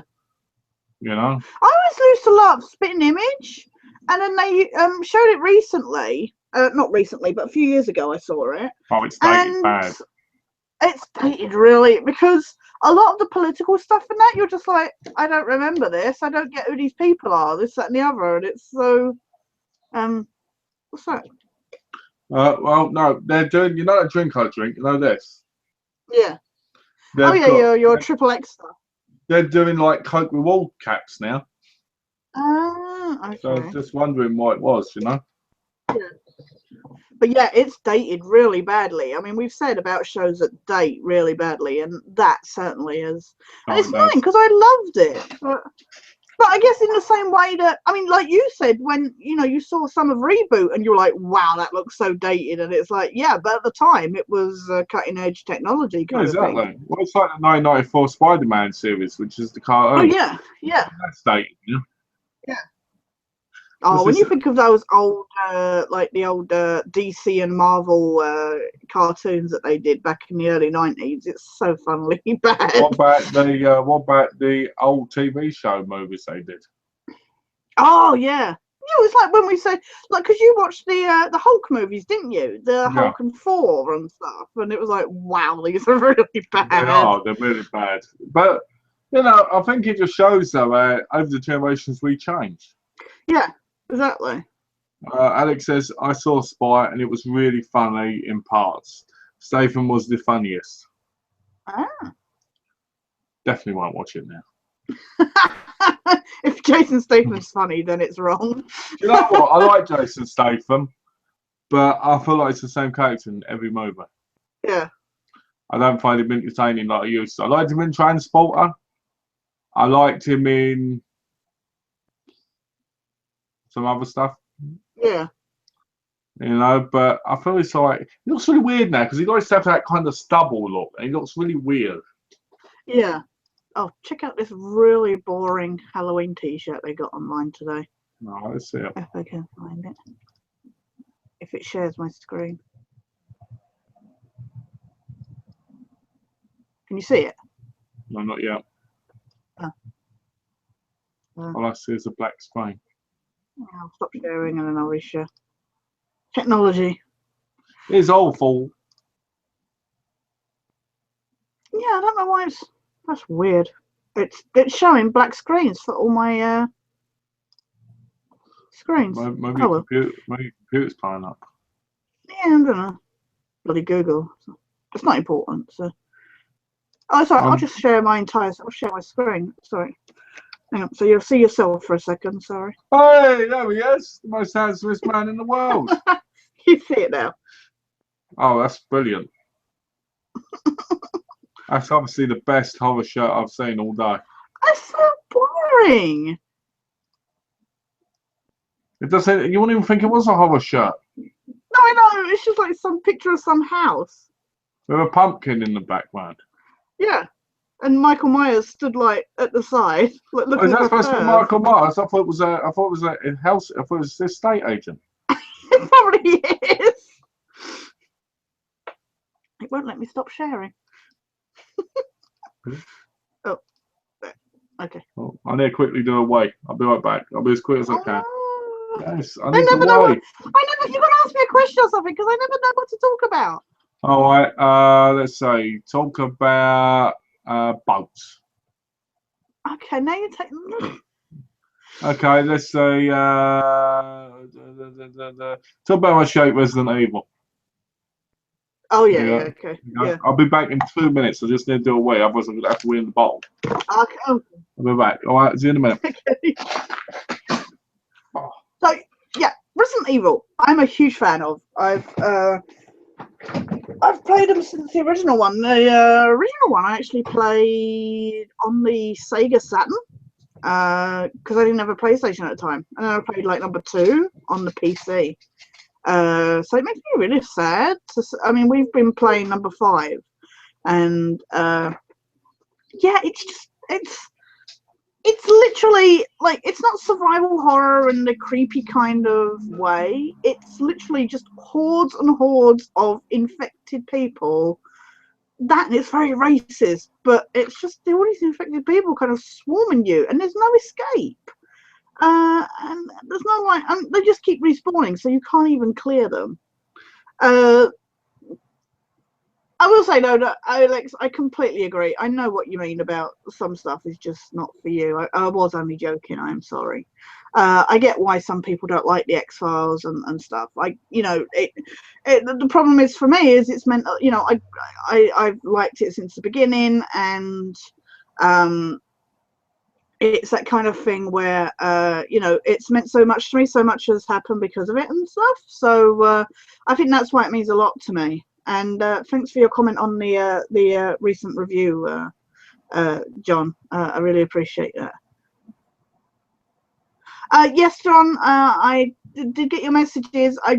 I'm really rarely on Facebook, so I do apologise for not replying. I will try and get that done. I will try and reply within the next day or so. So I do apologise. Oh, I am. John says, I know you're sick and effing tired of those games, Tash. I am. The problem is it's a weird experience because I've played them through before, like on my own.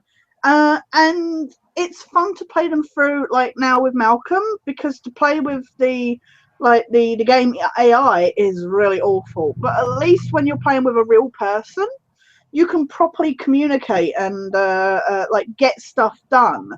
I mean, I got a trophy for us co-oping, trying to sort out Jill.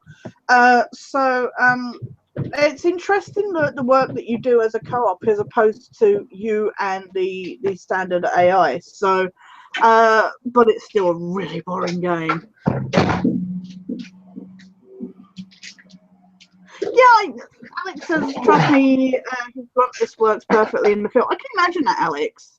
He's that kind of person that I can imagine just saying something and it just being really like deadpan kind of thing.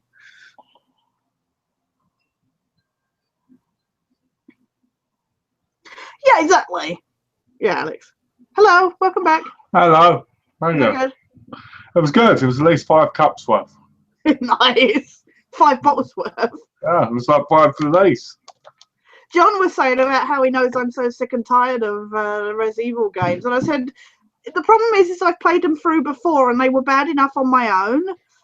It's a lot better playing with somebody else. I mean, like we said about taking care of Jill, and to get that trophy for both of us sorting her out together kind of thing was a nice it's amazing to work in tandem with a real person as opposed to the AI, because the AI is so bad when you play on your own. Well, I think the good thing with it as well. But the good thing with it as well is when you're not a gamer and you play a real gamer like me. Yeah. Right, it really makes it. Yeah, so you agree. Sorry, I've just seen John's message. It's fine. No, but Malcolm is just afraid to play Sniper 2 because you are so much better at it than him. Exactly, John.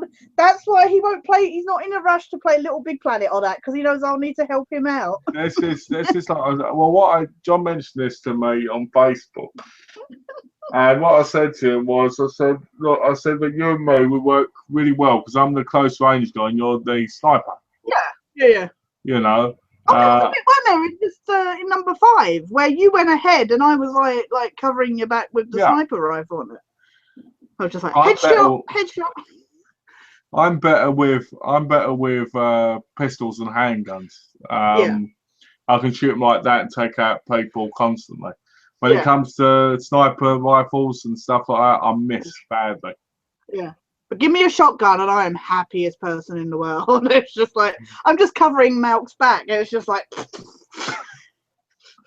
Let's have a look. I know you're sick. Okay, you read that one.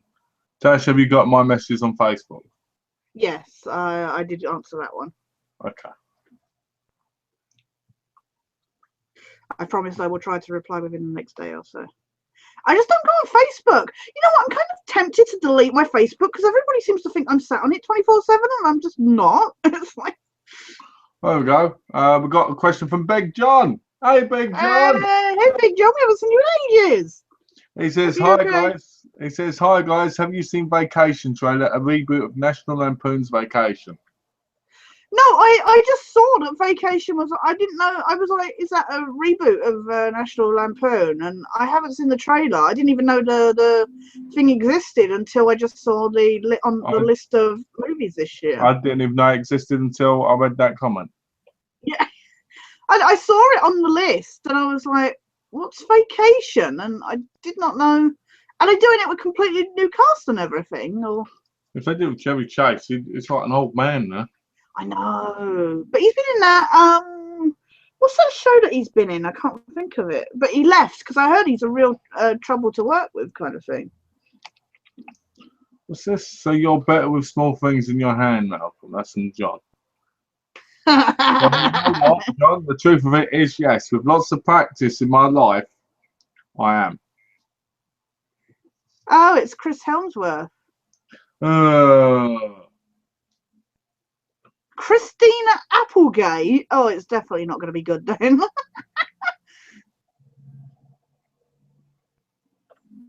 Oh wait, Chevy Chase and Beverly D'Angelo are in it as their characters. I think it's like, oh, it's Audrey Griswold. It's like the Next Generation Vacation. Oh dear. Oh dear, that cannot be good. Because the last Vacation movies suck, including Christmas Vacation 2, which was the most awful Randy Quaid movie ever. I don't know why they have to keep doing reboots. I really don't. No. I know they've run out of ideas. I know they need to do it, but I mean, sure, it's a lot more. Why don't they remake like San Quentin or something? You know, like the old gangster movies. Yeah, I get the stuff like Vacation. If you watch the original ones, they do look dated, but at the same time, they're still funny. So I don't know. It's not a reboot. It's the son Rusty and his family. Chevy Chase is in the movie. That's from John. Yeah. Yeah. Well, it's still technically it depends on how you see it. Yeah. You know, because you could classify something that hasn't been on for what? Oh, Ed Helms is playing Rusty. As bloody being rebooted. It's Next Generation. That is essentially what it is. It's Next Generation Vacation. Which would be awful. Just like Van Wilder 2 was awful. Yeah. Well, you were saying about the new Big Trouble in Little China or something, weren't you? You said apparently Dwayne The Rock Johnson's going to play Frank Burton, apparently, from what I read. And I'm like, he ain't even got this. I mean, don't always look at this. He's a great guy. I love him. It's a bitch, you know, as an actor. He's no Kurt Russell. Yeah. But he's not Kurt Russell. Kurt Russell had that ruggedness to him, you know? Yeah. That kind of like, just, I'm a truck driver. Yeah. You know? A lot like Jeff Bridges and that did, you know? Yeah. I'm curious to see what they do with the Vacation, but at the same time, knowing how bad Vegas Vacation and that were, but they tried this where, like some of the writers from the old, like, Airplane and stuff, they did a couple of the last Scary Movies, didn't they? And they were nowhere near as funny as the previous Scary Movie installments have been. And it makes me sad when these people that are known for being the funniest, like, writers and bringing us the best movies, they get older and they try to do the next gen kind of sense of comedy, and it doesn't work in the same way. And it's like, you should really stick to the way that you know how, kind of thing. Or sometimes they're just stuck in the past, kind of thing. Yeah. Well, this is the thing, I mean, there's a lot of things I watch, and I'm just like, I don't want to watch that ever again, you know. And these are all things that, like, they're bringing, like, an Uncle Buck TV series. That makes me sad. I mean, John Candy will be rolling in his grave. The original series they made in the 1990s failed. Yeah. Right? And then they're making another one. Yeah. You know. Well, John said the trailer looks horrible. I bet. I'm sure it does. It's probably going to be the same old jokes, or whatever passes as I'm really cynical when it comes to a lot of comedies these days. It's like, I say about wanting to go see Ted 2, and I'm like, I know it's going to be the same old tits ass jokes, and stuff. It's like, it's it's the same old rubbish over and over again. I think that's the problem. Yeah. I get annoyed with it because I just want something. Like, I'd like to have the carry-ons back. Yeah, I'd love to. Yeah. But that's never going to happen because this generation's screwed up when it comes to comedy. 60s comedy was the best comedy. Exactly. I mean, you can't do that same kind of, sexist kind of women exploitation kind of, and it's like, what was it? I don't know if you know the 70s TV series On the Buses. They had a couple of movies. I do, and I've watched all of them. It's fake. And there's like 3, Is it On the Buses, On the Buses again, and Holiday on the Buses, I think it is. I could be wrong on the second movie. I can't remember. I just know I have seen them all. Because old bloody Albert Steptoe was in like the third one. But you watch them back now and you're like, this humour, I love it, but it would not work now. It's just like... Yeah, I mean, to me, they're classic comedy movies. Yeah. I watched them all growing up. Do you know, I've never watched the TV series. Have you not? No, No. I want to, and there's something on my list to buy. Yeah. But I've never watched them. I've always watched the movies. Yeah. Well, we used to see it on like... Gold Plus, the TV channel kind of thing. And I kind of grew with it on ITV reruns. But no, I've never seen it like start to end. But it's amazing when you see characters like Jack the conductor, and he's so lecherous. It's just like, can you imagine that character in a show today? It'd be awful. Well, that's the thing, I can't. And I mean, I like Blakey and that, they're all really good characters. They're all fleshed out, and it was fun, and it was exciting. And now you don't get anything like that. Yeah. You know, you just get the same old ridiculous comedy. You know, I want 60s comedy back. Yeah, yeah, exactly. The old kind of, Cook and More, and kind of. Try watching a comedy from 1930 Yeah, about gangster movies from 1930, right? And yeah. try and see if you can get the humour, because I've done it. All right, yeah, I was like, how am I supposed to get the humour in this? Well, obviously, I don't watch the gangster movies then, but you know what I mean? yeah, yeah. I'm. 85 years old. That's amazing. Well, you think of classics like Abbott and Costello and the Three Stooges and that. It's like it still holds up. Or was it I Love Lucy and stuff like that? It all holds up still, kind of thing. I, But I'm a big fan of like the double acts. Like Morecambe and Wise are easily my favourite. oh, and the two Uh, Ronnies.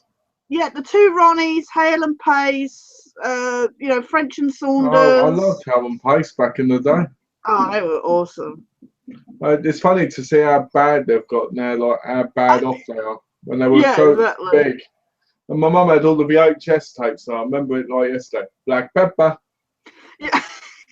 It's Billy and Johnny. We know a song about that. It was just so awesome back in the day, their comedy. Again, Yeah. you know, I loved that, you know. Not the 9 o'clock news with Rowan Atkinson and Mel and Griff, kind of thing. Harry Enfield and Chums. Yeah, I loved Harry Enfield and Chums, but at the same time, I didn't think it was. It was very much a change in the shift in comedy. You know what I mean? Because I hated the Fast Show. I never found that funny, and I know it's really, really loved by a lot of people, but I never. My dad was a big fan of it, but I just never really found it funny. It's like the new generation of humor, and I just don't get it, kind of thing. What about that guy? What was his name?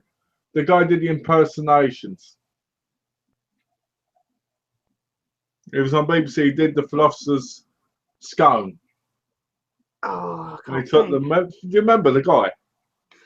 I can't think off the top of my head. The Philosopher's Scone, and he had a BBC show with a woman, and they did. Oh, another one. The skinny guy. Yeah, He looks a bit like Angus Deaton. yeah. I know, because her name was. I nearly had her name then. That would have helped. But I know who you mean because he does a lot of the charity adverts now. Yeah. But yeah. Let me have a look. So we can find it. Alex will know. Come on, Alex. I know because they did the BBC. They took a lot of the piss out of the BBC shows, like the news thing and that. I was gonna say extras then, but it's not extras because that's the thingy one. What's her name? She had a Ronnie. Her name was like Ronnie something, weren't it, or something? What was his name? That's gonna bug me. Oh, come on, Donna, Roger, Stacey, if you're all still sat there. Oh, one of you guys collects. Oh, sorry, Donna. Yeah, my Woman Out of Gotham cancelled Collectomania. It sucks. It wasn't your trolley guy, was it, Donna?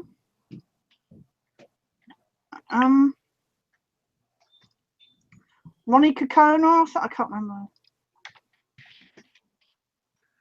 Oh, what was his name? I'm trying to look.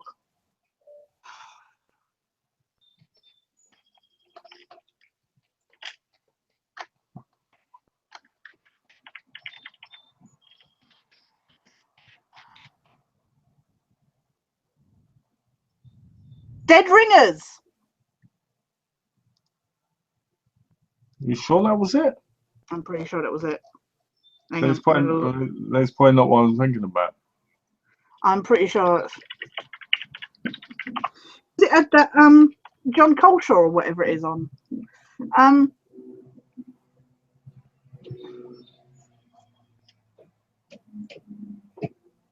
No, that's.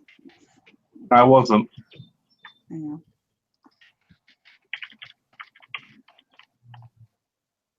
I know what it was. I know what it was. I know the guy's name. His name was Ronan or something. Ronan.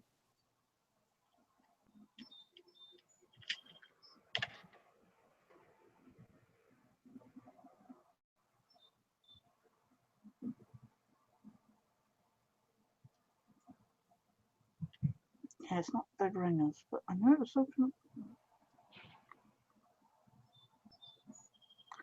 Oh my god, I can see his face. That's bugging me now. I thought he was on Dead Ringers.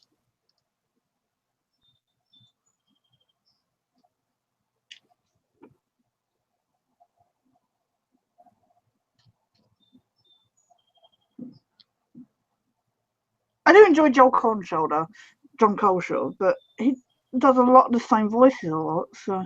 Yeah. Oh. This is where we're sat here, just quickly trying to find something. That wasn't that, someone else. Oh. No, I know, that's not the one I was thinking of. Oh, okay, fine. Oh my god, I can see his face. He does. Anyway, So it was going to bug me. Oh, I know what to do.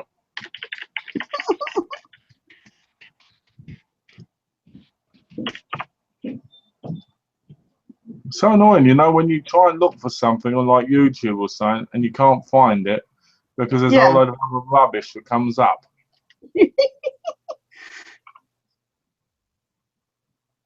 What is it? I hate it when you can see it in your head and you're like, Alistair McGowan. that's the one. That's what I'm talking about. Alistair McGowan. Yes, that's who I was thinking of. I knew he does this Scottish accent of somebody who takes the. Well, you know, I remember watching that show and really enjoying it. Yeah. And because they did the Philosopher's Stone, which was really funny. Right, yeah. But you can't find it hardly anywhere to watch now. Really, yeah. Oh, I'm sorry to hear that. Don't know about why your people cancelling. Oh, so well, like I say, the woman that plays Barbara in Gotham, she's cancelled, which is kind of funny because they put off. She was announced, and they never let you buy like tickets for her photo shoot. Yeah. And they were like, "Oh, you'll have to buy it at the show." And then they've kind of turned around and gone, "Oh, she's no longer coming due to the Gotham scheduling recording schedule." So. I hate when they have people and then they can't be there. It's just so annoying. Mm. But it's getting close now, isn't it? Yeah, it's this weekend. It's this Saturday. So next Monday, I may be completely comatose, sat here going, yeah, let's go. Oh dear. Poor Donna will be probably laid up because she's very kindly driving us. So, Are you going to vlog it? I'll try, but the problem is at Milton Keynes is because you're in a stadium and they're very thin walkways that you're going along. It gets packed, and we're going on the Saturday, so it'll be even more packed. So you're going for the one day then, yeah? Yeah, just the one day. So, but yeah, no, it's it is not. They've just rescheduled bloody the winter film and Comic Con. Oh. So James Masters is no longer going. So yeah, that saves you money, then, doesn't it? It saves me. I don't have to go now. So because I think they've moved it to literally like the weekend after Halloween, so I wouldn't have been able to go anyway. That's crazy. So there's no way I'd be fit to go that soon after, kind of thing. Let's see if there's any comments on that thing. Well, Big John, you guys played all the Army of Two games. No, we wish. We wish we could, but two of them didn't work. But we're going to do the third one eventually.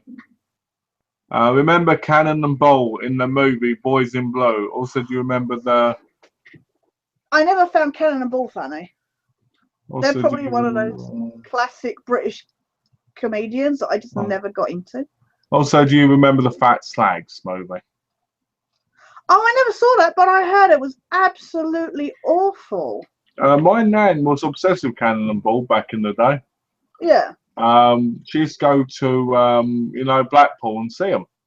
Yeah. Oh, Little and Large I loved as well. Sorry. And I absolutely found them the most boring thing in the world. Yeah. Never ever liked them. I think it's Bolt who's in Not Going Out.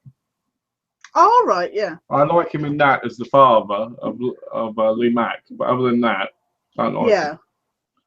Yeah, I never felt, and it makes me sad to see them still, you know, at the age they're at and that they're still thinking that they're funny, and I'm just like, you're not. Well, there we go. Are you guys going to stay in another crappy hotel, Tash? No, we're not staying in a hotel this time. Yeah, so I should hopefully won't have a chest infection for 4 weeks afterwards. Yeah, hopefully not. Well, no, we're there for the day. That's it. It's and I got all my tickets, the rest of my tickets today. So in fact, it's like she bit the guy's knob off. Oh, I heard that. I heard it was really bad. Oh. We are staying in London for LFCC though. Oh yeah, what part of London you gonna stay in? Wembley. You're staying in the Hilton?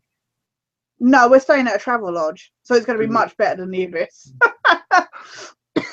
Well, that'd be quite good. So, what, you gonna stay there for the 2 days then? Like, go there like that? We'll go there to Saturday and come back Sunday.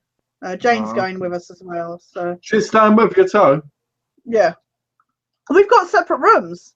We're all staying in our own rooms. It worked out cheaper and easier. So we're getting a double bedroom each. So is Mr. Ashby going? No. No, because he fell asleep at the last one, didn't he? So she wasn't very happy. So that won't be happening again. She did get him to buy her pass though. So nice. But they've just announced Dumbledore, haven't they, for Michael Gambon? So she was happy about that. You know what? Donna said that. Donna's like, he's not the best one. I was like, yeah, unfortunately you can't meet the other one, but. Is it Alistair McGowan? Yeah, it is Alistair McGowan. Yeah, that was exactly like, yeah. You know what? I was trying. It was bugging. It's that kind of thing where as soon as somebody says it, you're just like, yes. You know, just... I want to do a Comic Con where you meet a celebrity's ashes. Right, so you can hold it like this. That'd be awesome. I love the random thoughts that go through your head sometimes. It's just like, that'd be awesome, wouldn't it? You can imagine that. Get Ronnie Barker's ashes and just go. Oh, that'd be brilliant. Today we've got Bruce Lee here. Yeah. With just a picture of one. With like these white gloves on as you're tenderly holding. Yeah, I can see that. They super glue the lid shut in case you have an accident. Oh dear, can you imagine that? It probably, you know what, if they did do that, it'd probably be a replica anyway. Yeah, exactly. It'd just be like, it'd probably just be some sand inside. Can you imagine someone opening it up and going like this? I'd laugh if somebody took the lid off and a genie popped out and went, I wish to grant you 3 wishes.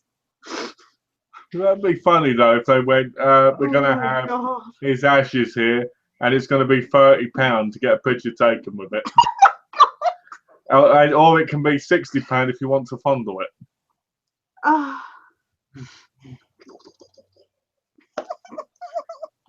What's this? Is Minnie Mount going? That's from John. I hadn't really thought about that. Try attaching him to my backpack and carry him around. Yeah. You go. It's what you call it now. It's a tradition thing now. You know, take him, then beat the shit out of him after. They're doing a green screen of Jurassic Park with like raptors. We could just stick Minnie Mouse in them. I can crouch underneath, and we could just have, you know, kind of. We could just have in the middle, you know, Minnie Mouse going. Is it wrong that this is sat up on my side in it? I'm gonna say no. I could take this off at any time, but no, I'm just like, let's leave it sat there. It's because I know what it is. It's because when you're doing the editing and it's getting tiring, you look over like I just shoot my Nerf gun at it. And you go, yes, this makes me feel better. And then you go, but this will make me feel even better. And then you go like this. And my goes. Yeah. Well, you know, we did manage to give you a penis in London, so. Yeah, green one. It was infected. Yeah, I don't know. I don't know if you're seeing the messages, Donna. We did get that you said Alice McGowan. Sorry, I got Facebook, so I'm not sure if she's seen that. Yeah, I said We got- Alice McGowan like what 15 minutes ago. So we definitely got yours because we said it. So if you're not hearing it, we said it. It is sorry, but no, thanks, Donna. We did, yeah. So Thanks for figuring it out. yeah. With my wallet, my wallet was on the line. Yeah, yeah. We had a bet going there. It was just like We did. I won. I won £50. So what is it now anyway?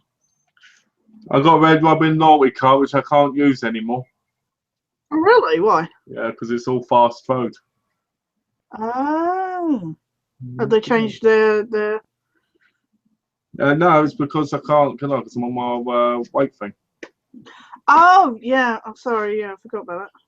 That's all right. Do you not go to Red Robin at all then, or? No, I said on maybe we could go next month. I could just have what I normally have, you know. Yeah. Because I think once like every 2 months isn't a bad thing. Yeah. I mean, it's I was every saying day. to I was saying to Jane that I'd lost weight, you know, over the last couple of months, and she was like, "Wow, how did you do that? Tell us how you do it." I was like, "Well, starvation of being while being sick was kind of the you know." Yeah, because she wants to lose weight, doesn't she? Yeah, she wants to lose weight desperately, so. You know, because I read the Like, stats. you just starve yourself. That would seem to work. I want to lose weight. Well, I've got a tip for you. Wear one of these. Yeah. I wear these step things, and I do about 2,000. I do about 20,000 steps, and I lose weight every day from it. Yeah. Which is a good and bad sign at the same time. What? You know? Do it. Well, you said because how much more have you lost, or? Before I'd lost about what, 8-10 pounds before. Yeah. This week I've actually lost a stone altogether now. Oh wow. Yeah. Nice. Yeah. My belly, because my belly's got really floppy. Oh yeah. You know, from where it's got water in it now. Oh yeah. It's so weird, you know. It's so weird because that's the problem of then getting rid of that kind of thing. Well, the thing is, now I do sit-ups and everything every morning, and I do, you know, like belly exercises. You know, where you like breathe in and that. Yeah. I'm getting there. It's a long journey, but I'll get there in the end. Right. Yeah. You'll know when I'm there because I'll be sitting here every chat my top off. You know, and I'll be saying every 5 minutes, "Hey guys, what do you think of this?" And I'll be going like this. That's how everybody knows that I've got to my goal. Yeah. When you just sat there, just like ripped and yeah. You'll get what happened is all the women watching will all just pass out from excitement. Yeah. Right? And all the men will be like, "Oh, hi, you. I want to be just like you. Oh no, you know." When I lose about 100 stone, I'll be sat here in a bikini and. You know what? I was gobsmacked when I found out I'd lose like £100. That shocked the living hell out of me. That's a lot, yeah. You know? But it's funny because pounds are not what you think. They're like this big, but they're not that big because obviously I haven't got that much on me, but I have. Yeah. But I think the worst fat in that is the one that goes round your insides. That's the worst one. Right, yeah. You know, but yeah, that's the problem. Yeah. But yeah, I'm enjoying it. You know, I'm enjoying losing the weight. It's not that hard. It's just I can't eat certain things, and I'm all right with that. Yeah. But you know, with these drinks and with the walking, yeah, lose weight every day. Hopefully, yeah. Normally 6 to 7 ounces a day. Oh, really? Yeah. Nice. So I mean, I think 1 week I lost about 3 or 4 pounds. Oh wow, nice. Yeah. When I get to a certain area, that won't happen anymore. I'll lose like half a pound of stuff. Yeah. But anyway, you want to tell us some more of your movies, or? All right, I'll talk about more of the movies then. Oh, what you were going to say? Sorry, I didn't mean to cut you off. No, I'm just saying I'll talk more about the movies. Hold on. What are you up to anyway? Nothing. I was just changing the colour of the and sign on the logo. So. Oh, okay. I don't know who cancelled on the Donna. So I hate that when they cancel at last minute. Where was it? Okay. Okay, so I finished off with a Waking Fight. So the next I watched was Rita, Sue and Bob 2, which most people should know that film really. About older guy pulls two women, he sleeps with them, and then he ends up with one. And it's a great drama comedy about being in Yorkshire. Right? It's great. Then I watched The Mechanic with Charles Bronson in. Oh, Have you seen that movie? I know of it. I don't think I've seen it. It's one of the greatest movies I've ever watched in my life. The relationship between him and the character of Stephen, the younger guy, is so brilliantly done because it feels like two snakes working together. And at the end, when he turns on Charles Bronson, and the bit, I'm giving spoilers away because this isn't a real review. Right? He goes in his car and he sees this note on his car, young Stephen. It says, "If you're reading this, then I'm dead." And you've just set a 13-second timer, bomb. Yeah. And it goes game over, and then the car just explodes, and you're like, yeah, awesome, Then there was the driver, which was like a novel about a guy who basically is like the transporter with a police guy chasing after him. Was all right, wasn't anything special. Watched Not Another Teen Movie, which is really dated now. Oh God, yeah. That movie back in like 2000, I really enjoyed it, but now it's just so dated and so bad. Yeah. And when you think about the people that were in it, and now they've gone on to do good things like Chris Evans and stuff. Yeah. Then I watched Jianghu, which is basically a sequel to As Tears Go By. Very slow, very rubbish, nowhere as good as the original film. Could be a lot better and ends really badly. Then I watched Midnight Ripper, which was a Galileo where a guy was killing women with with kitchen stuff, kitchen cutlery and stuff. But it turned out not to be a guy, it turned out to be a woman. One of the worst Galileos I've ever seen. Then I watched The Evil That Men Do. All right. Which is one of my favourite Charles Bronson films because it's very dark, it's very gloomy, but it has a very powerful ending. And that ending's just fantastic. Highly recommend it. I watched Boat Trip. Don't know that one. The one where Cuba Gooding Jr. and his friend end up on a gay cruise. Oh, okay, with Roger Moore on it, who's gay. He plays Lloyd. Yeah, it's so funny. It's so funny watching Roger Moore be gay, because it's like, oh, it's fabulous, darling, and all that stuff. It's just really funny.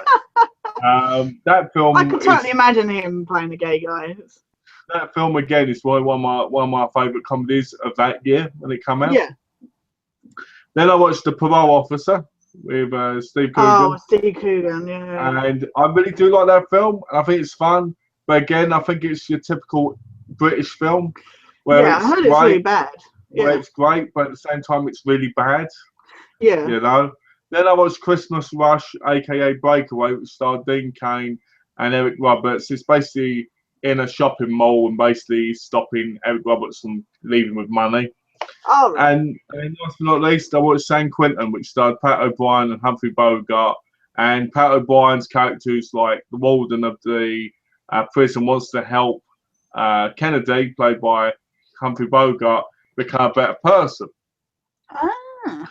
But Humphrey Bogart escapes, turns up with his sisters, finds out that Pat O'Brien's been giving it to his sister, right? Yeah. Says, I'm going to kill you, right? Shoots him, doesn't kill him, just gets him in the arm. The police knock on the door. Pat O'Brien says, hide, I'll sort him out. And as Humphrey Bogart escapes out the window, he gets shot a couple of times, right? Going over a wall. And he turns back up at the prison to say this.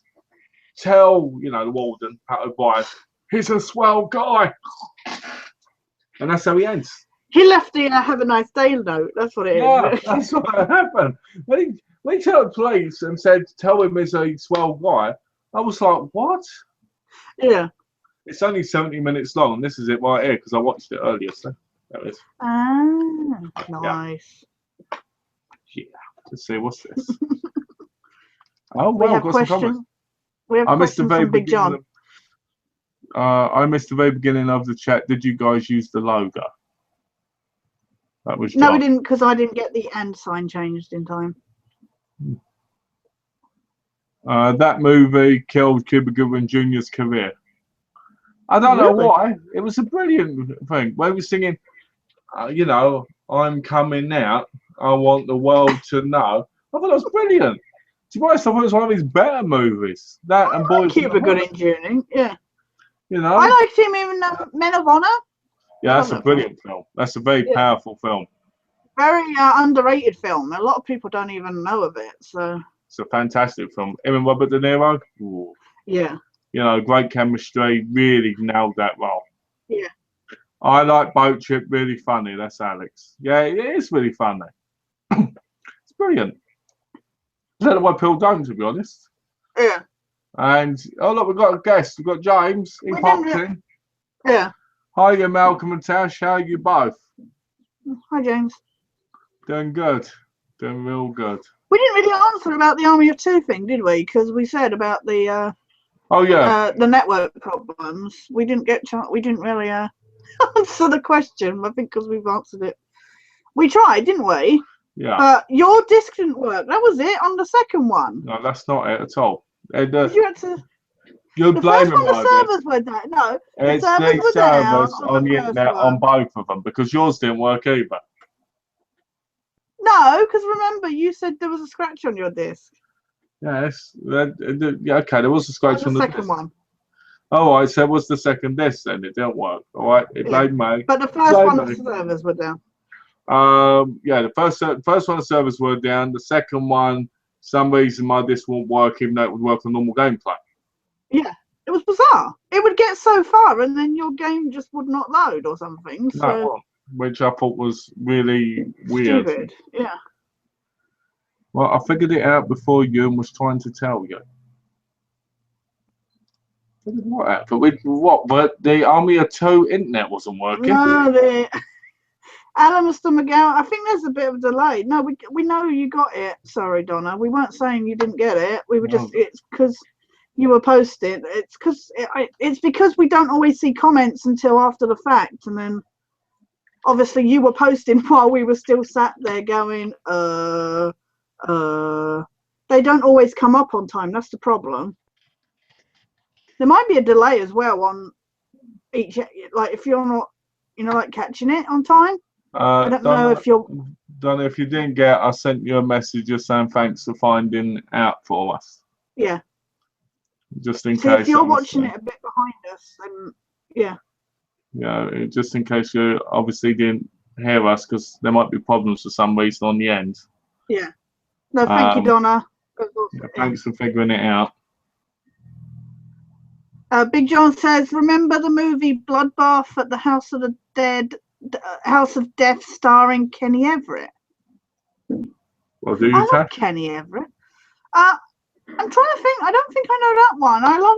There is a number of Kenny Everett stuff that I haven't seen, so it's probably it's that kind of thing where like when you see stuff, like you don't always remember the names. It's like a lot of say the Ronnie Barker stuff, and then you see it and you're like, oh no, I know that one. I don't think I know that one, but off the top of my head. Well, it's funny. It's funny you will say that because it's like me with the Asian films. Yeah. I hadn't watched an Asian film in ages. I put Shang Gu on, and every character in it, I could name them by their names because I knew exactly who they were, even though I hadn't watched one in ages. Yeah. It's so weird when you can remember stuff like that. Yeah. It's just a lot of the comedy actors that did a lot of films. It's like, and then you think, and it's like, no, I can't think of it, and it bugs me. Because I love a lot of that stuff. I love a lot of Kenny Everett stuff. His humor was definitely right up my alley as well. So. Well, I don't remember the film, to be honest, at all. I don't know. I don't think I know the film at all. I might not have seen it. If I have, it might have been years and years and years ago. Yeah. Because there's some films I saw years ago which I'm still trying to figure out what they are. I love all the carry-ons and that. So.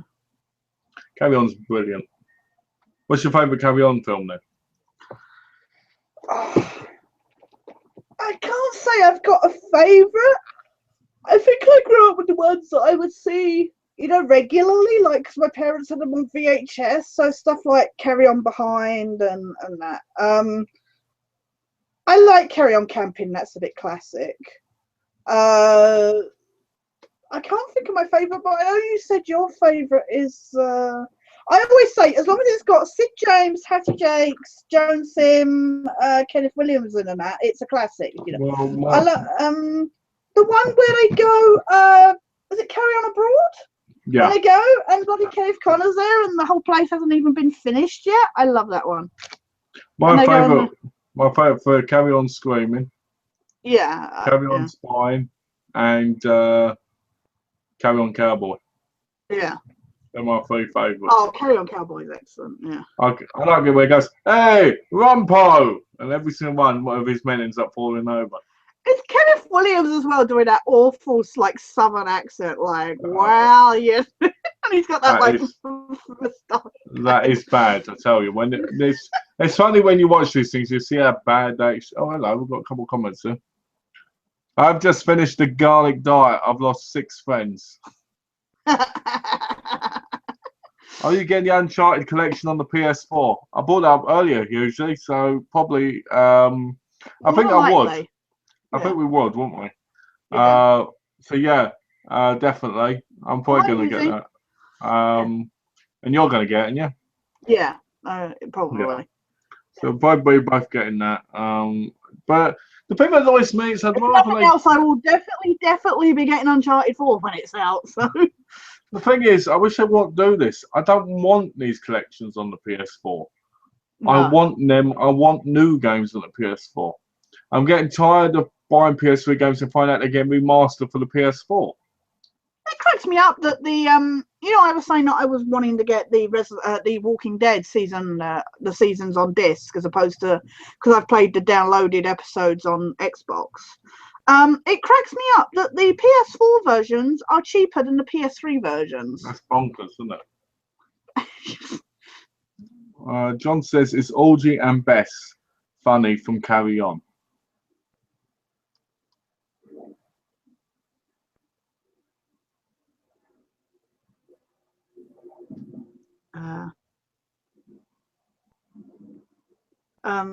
Not that I know of. No, I didn't think it was either. No. I don't think they ever came up with names that kind of. They come up with some doozies, like that kind of style of James Bond with Pussy Galore. Oh, you know what? They came up with names that were out there. But when Americans tell me they've never watched a Carry On, I'm so amazed. I like Carry On Matron. I like the ones that are in the hospital. What, like Carry On Doctor? Jakes as Matron. Yeah. I didn't mind Carry On Girls. Can't think of that one off the top. Is that the beauty pageant one? Yeah. Oh, yeah. What about Carry On Loving? I can't remember that one. I don't think. The one where they go to the dating agency. Oh yeah. And it's constantly got the pill making out like in the phone box. Making out in the phone. Yeah. What about Carry On Up the Khyber? Yeah, I like Carry On Up the Khyber because that's the one with it's got Dolly Bilko in that one, isn't it? Yeah. I like it, but I don't think it's as good as most of the other ones, kind of thing. Because I think a lot of people put Khyber down, but I didn't mind it. Carry On Follow That Camel. I don't remember that one. I know I've seen them, but I don't. Like some of them just don't stand out in your memory as much as the other ones. Yeah, well, when I was younger, my family watched them like constantly, so yeah, I kind of have a very interesting memory of some of them. It's like when you think back to like Carry On Cabby and like the black and white and very early Carry 60s On, kind of. Yeah, exactly. The very early 60s kind of humour kind of thing. I remember. I gotta be honest. I didn't like Carry On Columbus. Yeah, no, I didn't like that one. And I didn't mind Carry On England, but to me it wasn't a Carry On film. No, exactly.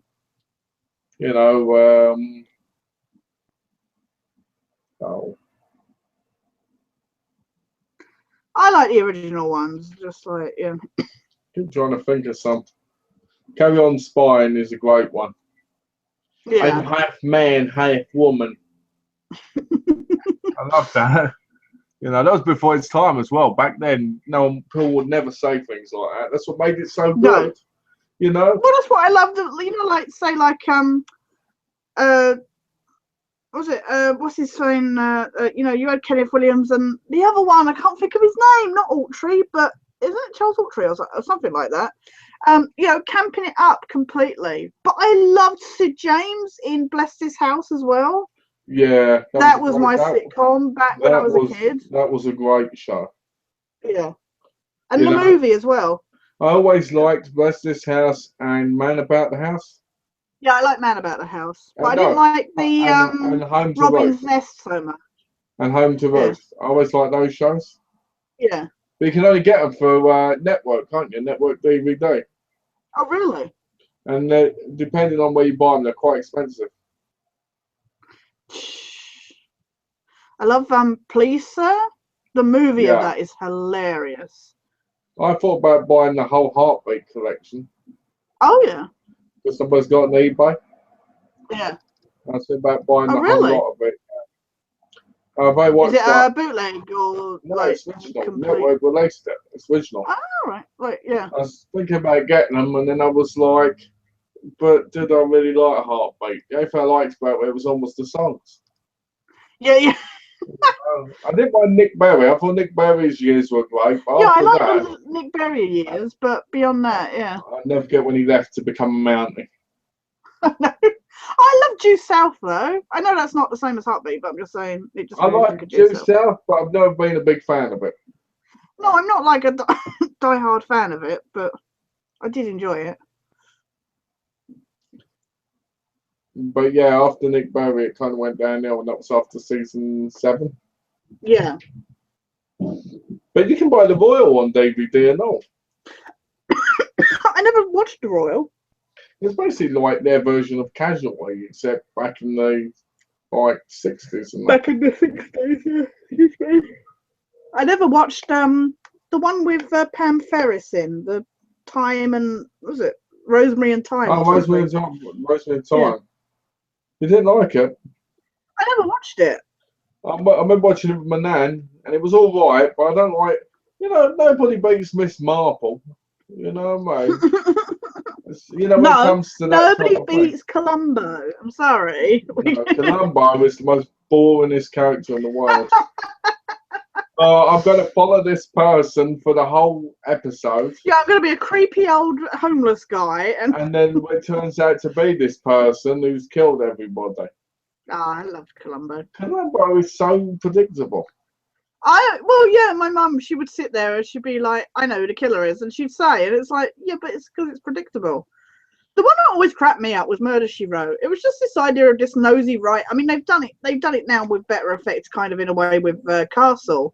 Yeah. But it just always cracked me up, you know, it just always cracked me up that this old lady writer would be the one who would be assigned to deal with the case more and do a better job than the police.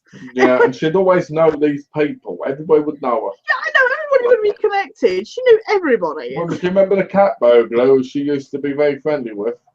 Yeah. I always like her. I went, oh, it's Jessica Fletcher. I know. And you'd be like, And the problem with Murder, She Wrote is he had 12 seasons. Yeah. And I think 2 or 3 of them didn't have her in. They just had her talking at the beginning or something. Oh, really? Yeah, she wasn't even in them. I used to love The Littlest Hobo, so. Yeah. The dog. That was good. Well, do you remember Wishbone? What one? Wishbone. No, I don't think I know. You don't remember what's the story? Wishbone, we used to dress up as Robin Hood and stuff and save kids from bad guys. You don't remember? Are you too young for Woof? What's that? Woof. You're too young for Woof. I remember Woof, but I never really watched it. Yeah. I think it might have just been on TV still when I was a kid. Yeah, probably reruns kind of thing. Yeah, and then it kind of disappeared. I think Wishbone might have been my Woof. Yeah, exactly. Because it was a Jack Russell who used to dress up. And it used to be a night. Yeah, it saved like girls, and the girls would run off with Wishbone. Yeah, when I think about that, I think about bad bestiality. But back then, I used to think it was one of the coolest things in the world. You know, come on, Wishbone, let's go back to my place. Yeah, I don't remember Wishbone. That must have been just after my kind of yeah. Wishbone was brilliant. What's this? Oh Charlie no, the Puth. wind. Huh? Alex said is Charlie Puth. um, no, the one that always cracked me up. What was I going to say? You were saying about bestiality, and it made me think of something else, and I can't think what it is now. Okay, let's hope it wasn't something really bad. No, it was like a kids show, and it's bugging me. Oh What was no, called? it's not bestiality, but when I was a kid at school, there was this thing. I think it was like an education, because like BBC Two used to have like these kids programs, you know, like educational programs on during the day that then they would record and show at school or something. And there was this one show, and they did like this. It was called Badger Girl, and it was called Badger Girl because her hair was like blonde and she had like dark line down, you know, basically her roots. Yeah. And you know what? It was like a detective thing. I don't remember much about it because I was a kid, but I just remember it was this thing that we'd get shown at school, and I would be like, okay. And I think it was like a break from the education stuff because it was really short kind of thing, but. I think because it kind of played into my enjoying investigating stuff, but it was just a very weird title for a show, if you will. You know, Badger Girl. It makes it sound ruder than it actually. I remember watching Harriet the Spy at the cinema. Yeah. My mum took me and my friend Colin at the time to see it, and you know, it's one of those films where now I think, why would I want to watch something like that? Yeah. You know, I always the Demon Headmaster. That was classic. that was a brilliant show. Do you know? I wish that was released on DVD. Is it not out on DVD? No, it's never been out on DVD. That was a brilliant show. That was creepy. It was when I remember one of the last seasons. They were all sat at this computer where the computers were, brainwashing them. I was like, okay, terrified of computers now. Big John asks, what do you think the announcement will be at E3? What do you reckon? I reckon it's going to be when there's an electric pulse coming to Earth, and it's going to knock all the computers out and all women's clothes off. They've got to show off Project Morpheus and that. Hopefully Sony have got Project Morpheus together enough for E3. Honestly, well, they've been working on it long enough. Everybody's known about it long enough, and I'm curious to know if Microsoft have got their virtual reality thing together enough. I want to see more of this Microsoft Glass stuff.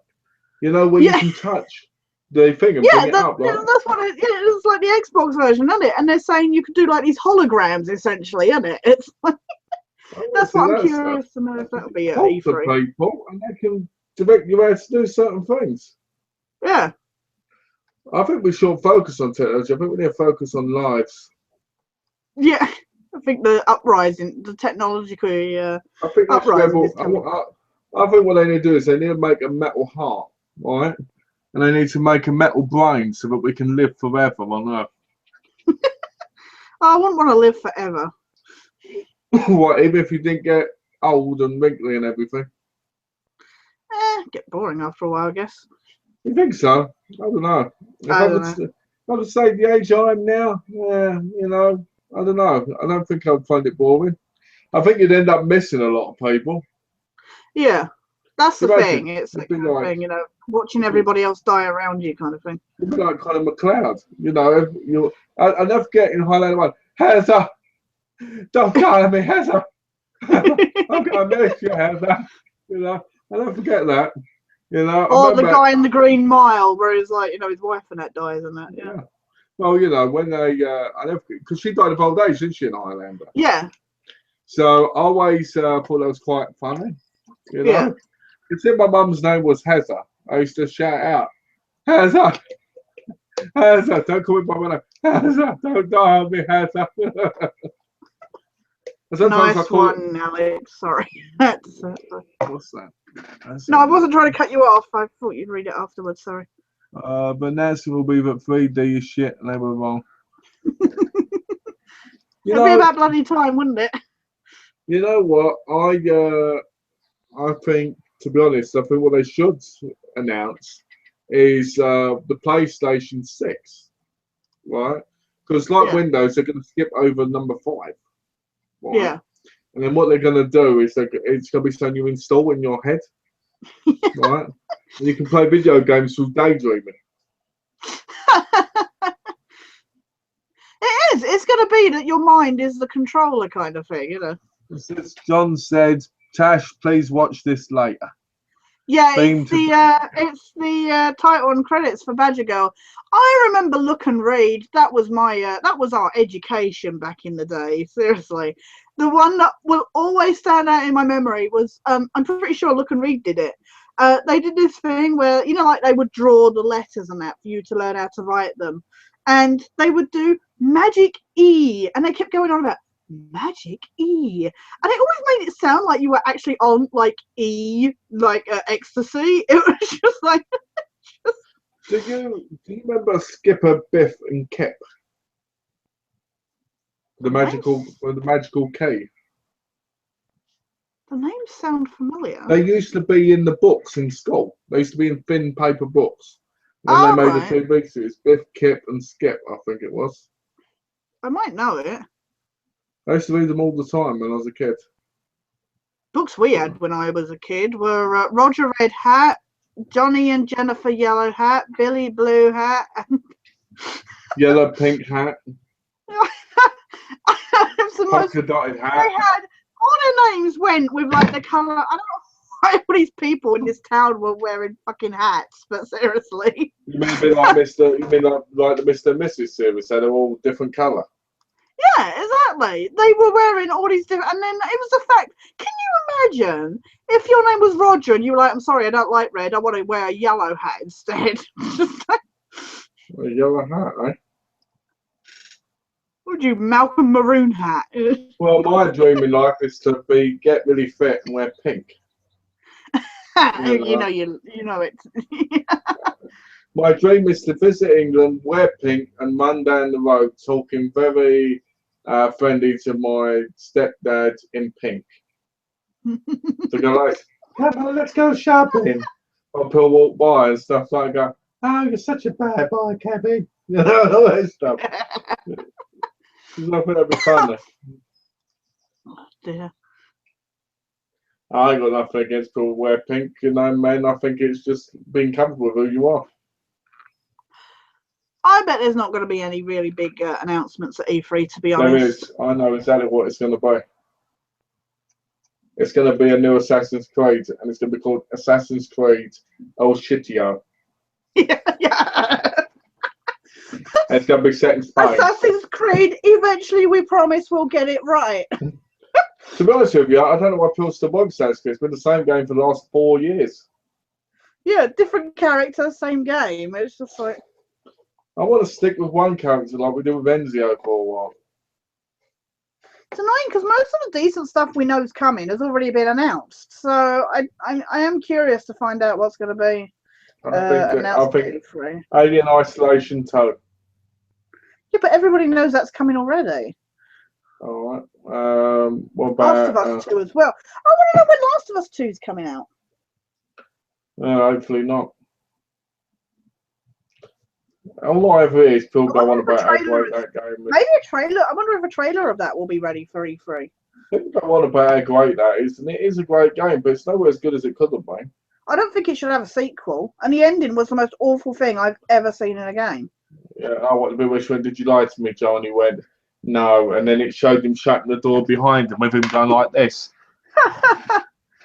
I told you that whole game was about a man's obsession with a young girl. That's what the whole game was about.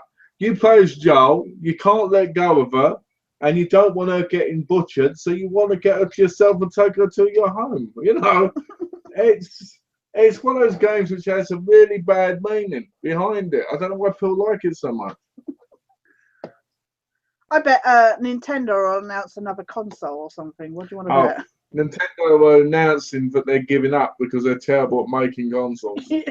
Yeah. They're making more amiibos. That's what it is. It's so sad when you think Nintendo was one of the reasons we've got all the consoles we've got now. This is the thing, you know, like we've said about like the possibility that there might be another gaming crash, and it's like you think back in the day, Nintendo saved the gaming, you know, world, but you know, back in the 80s. If it wasn't for Nintendo, but I don't think Nintendo would be able to do the same this time around if there was another gaming crash. So I'm curious to know who would be the one that would just come out of nowhere and save the genre, kind of thing. I think I know exactly who it'd be. I got packages. Ooh. I got a package. Thanks, Donna. I got a package from John. Nice. Let's have a look. Package from John. Package from John, a John package. I will not show the package, but I will read what they are. Let's have a look. $5.95 it cost him. Oh. He spent $5.95 on me. Let's have a look. Bloody hell, he really did this up tight, didn't he? I hate when people do that. I really do. Not because I don't want them to, but because it makes it harder to open. Yeah, I'll just open, yes. Oh, you fuckers. While you're opening that, I was just going to say, regarding Alice McGowan is one of those people that does impressions that somehow always sounds like the impression he did before, if you know what I mean. It's like, he does some, and then it's like, that sounds like your other impression. But I don't know if you ever saw Stella Street with Phil Cornwell and I can't remember the other guy, but they did all these like pop stars, like legendary pop stars living on the same street. Yeah. And they had it like David Bowie and the Rolling Stones and people like that. It was kind of funny.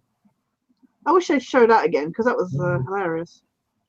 Want to hear what they are? Yeah, go on. All right. Grandma's Boy. Right. I'll put this on thing because they're not in slaves. Grandma's Boy. Wizards. Right. Whiplash. What We Did on Our Holiday. See, these are all sounding like pornos. The Water Diviner. That sounds like one. Bingo Long Travelling All Stars. That sounds like a bingo thing. Run All Night, which I think is a new Liam Neeson one. Oh, right. Ricky Tiki Tabby. Quartet. Project Almanac. Northman, a Viking Saga. Mowgli's Brothers. What's this one? Mordecai. Last Nights. Kingsman's The Secret Service. Ironclad. Hold on, let me read these ones. No, hold on. What's that one? Untouchables. American Sniper. Is that Black Hat? Hold on.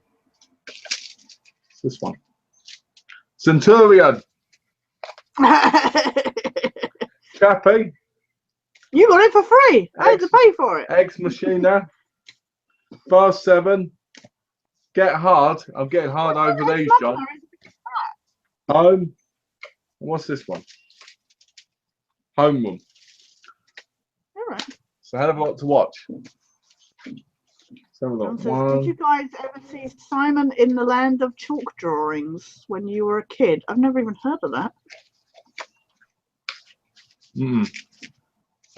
Oh, surprise, surprise. Why am I not surprised? James says, I loved Wolf as a kid, where the boy twitches his nose and turns into a dog. Of course you love something that turns into a dog, James. He is a dog. Also, my mum loves the Carry On movies. She also likes Columbo and Murder, She Wrote. Yes. Oh, you have another package. Is it another package from John? Or? No, it's not from John. This one is from Amazon. Over Affairs Season 5. I've completed my collection. Yeah, you still haven't watched them, but... Yeah, I've only ever watched 4 episodes of this show, and ever since I bought every single bloody one. So, yeah. And Island of Death. I've been wanting this. Weirdo. Yeah, you've been telling me all about that. Like, I can now delete the really bad. No, not really bad. I can now delete the Arrow ISO I've got on my hard drive. Yeah. $26 this cost me. Really? Yeah. What the hell? Was this? And oh, here we go. John Quintel, and a lot of reviews to do. Yes, I know. I've got to review these movies. I will start reviewing tonight. He promises. I promised I will. I'll start reviewing again tonight. I'll review one of them at least tonight. And I know what one that's going to be. No! To be an arsehole, I'm going to do, that's it, Viking Men, the Saga. So you thought I was going to do Centurion, didn't you? I'm going to have to do Centurion after this chat, just to... Yeah, you know what? I don't know if it was nice. Me and Tash always like to try and get the one up on each other. You know what? I might. You know what? I probably should do. Didn't you? I should review Centurion. Just wait until Tash puts hers up, then just put that up straight after. Like, Yeah. and then that like you got me. But yeah, thanks, John. Bring the reviews back. Yay! Okay, Alex. Thank you. Will do. Let's have a look. Oh, we've got some comments here. Yeah, love Ruth. Tash, you be coming to the birthday bash on Friday? This isn't the place to ask that, but that would be a do I answer or not? The truth is, James, you can't make it because I'm not coming either because I want a game instead. That's the truth. I have a nose to pick on that day. I hope you don't. I'm meeting X at the warehouse. No, I'm joking. No, well, that's up to Tash. You know, whatever. You know, if she wants to go, she wants to go. If not, no. The problem is, you never know. I think, like me, you never know what you might be doing. Exactly. You never know if something's going to come up. So. You know, you never know. Like, all of a sudden, Donna might say, hey, you want to go out and grab a pizza or something. You never know. Yeah. Oh, no, I have, yeah. I might have that's not a hint. Jane That's not a hint you want to take Tash out for pizza. I'm just saying. But anything can happen. And I've got Collectomania on Saturday, so. Oh, yeah. So you might want to go to bed earlier. Yeah. Actually, I think Jane's coming over, so, yeah, no. Oh, yeah. So Tash won't be making it. What's that, John? I would love to see dueling reviews of Centurion. Well, you know, I've got to watch Ironclad as well. Oh, I've got Ironclad. You've got Ironclad. Did you like it? I haven't watched it yet. John loves it, so that might. Oh, really? I didn't have it. I don't have it because John. Didn't even know John had it, but I got it. It's got James Purefoy of Following in it. I got it. I got a bunch of DVDs off Jane. She was getting rid of a load of the DVDs, and I took them off. She was going to take them to the charity shop, so I took them off her hands. And Ironclad was one of the ones that was included in the set. So, as well as a load of like girly chick flicks. Oh, your voice is a lot, Roman. Only I have the keys coming out on Arrow Blu-ray. All right. I've been wanting that. Well, it's quite nice, you know, but you got them. Yeah. You know, I mean, you know, my week's going to be shaping up as well. You know, they've started filming the X-Files. I'm going to be sat at my computer waiting for pictures or spoilers or shit to come out. Well, you can be glad. The first set pictures, they may absolutely just squee with fangirly. I wonder, it'd be nice to see him in that suit again. Yeah, I know. Well, he's in it in Aquarius, isn't he? So. Yeah. So happy. So happy. So, yeah, let's put this Ironclad is great, 2 not so much, Alex says. I heard there was a second one, but I heard it was rubbish. So. Well, see, I didn't even know there was a second one. I heard there was a second one, but I don't own it. I would love to John said you're welcome, my brother. Yeah. But yeah, yeah, I don't. I didn't even know it was the second one. I thought it was just one. But I haven't even seen the first one yet. So Did it have the same cast in it?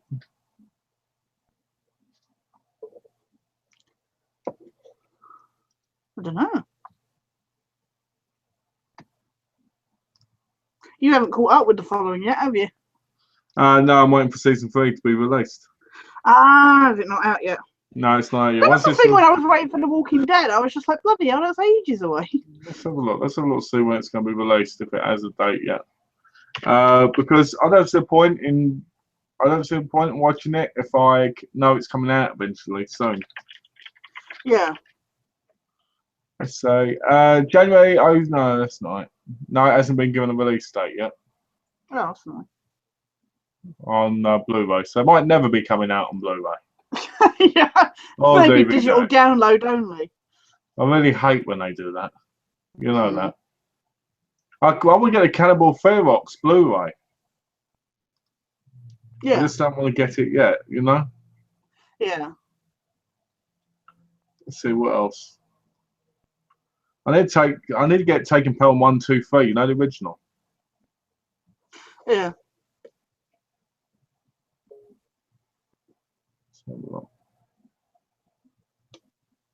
So, what are your plans for the rest of the night then? Probably watching. No, I'm joking. Eating dinner? I don't know. Eating dinner? Yes, finally having some food. I don't know. You know what? I need to. I got a couple of things I need to catch up with on Skybox. I'm tempted to go pick up to put in Dead Space again and have another go at that. If not, I might try and get some more of the medals on Resident Evil 6. Okay. I don't know, it depends how I feel, because I am really feeling tired lately a lot. So I don't know. But yeah, no, I really want to try and start gaming and that again this week, and I really do want to start working on some of my other stuff that you know about, and that, you know, review wise. Yeah. You know, have another hack at the scripts. I'm on a roll now with the game review, because now I'm down to the last disc of the whole game. I'm like, I really want to get cracking on with that. So hopefully this week I'll get back onto doing that kind of, you know, like working on that. That would be good, wouldn't it? You know, script wise, I've got to still script that, but it would be nice now I'm winding down with that, because the thing is I think really that is holding up doing my stuff with the other projects, if you know what I mean, because I know once that's out of the way, I won't need to worry and focus on that anymore. But I'm feeling like, you know, like a lot, because of having the history lessons of characters and situations in the reviews, it's helping to lead on to the other stuff. So yeah. So yeah, but tonight I think it's just going to be, you know, now I'm not. I mean, I'm gonna. I'll send you that the finished logo and that, and then I'm probably just gonna, you know, have a nice next couple of days. I might just take it easy because I've been working so hard the last couple of weeks. So not just that. If you've got the convention coming up, you need to. Yeah, I don't want to push it too hard this week. I want to take it nice and easy. So. Well, we've got a couple of comments. James says, "Okay, no worries," with a sad face. Sad face. Yeah. And he also says, "We enjoyed your latest Exiles game review, right?" Thank you, James. Hopefully the next one will be out not as long. You know what? Back when somebody said to me, somebody that used to watch my videos a lot and seems to have disappeared off YouTube. I don't know if health and that got in the way or whatever, but he disappeared. But he said to me, "Oh, how many installments do you think there's going to be of this rant series?" And I said at the time I didn't know, because this was back when YouTube could only take videos that were like 10 minutes long. So I was like, I really don't know. But at some point I did say, oh, it would be good if I could do it within 15. And at the moment I think that's plausible, because I think it should only, I mean, it took to do one disc. I just had 2 parts, so I think it's feasible to get it done, the last disc done in like 3 parts. So and how many because discs I will have how many discs is it? 4? 4, yeah. That's not bad. So yeah, so I'm because I want to do a proper like like summing up at the end and everything. Yeah, So I'm hoping it'll get done in 15. So if I can just get these last 3 parts done, that would be really, really good. I think it would be. Yeah. Well, how long have you been doing it now? 5 years? I know. Well, I've managed to get the last few parts done over the last year. So, Longest review run ever, eh? I know. You know what? I kind of look back on those first ones back when I didn't have a script. And I'm like, I really want to re-record these. And I'm like, actually, I don't want to re-edit them though. If you know what I mean? So Imagine if you did. You got to keep it. Part of me wants to go back and redo them as well, just so that they're HD and widescreen and stuff. But I'm just like, no, I'll leave them as they are because it's the history. It's the original record. The start of it kind of thing. But Exactly. it'd be nice to be done. But what are you going to be doing for the week? What are your plans? Well, Friday I got the hospital.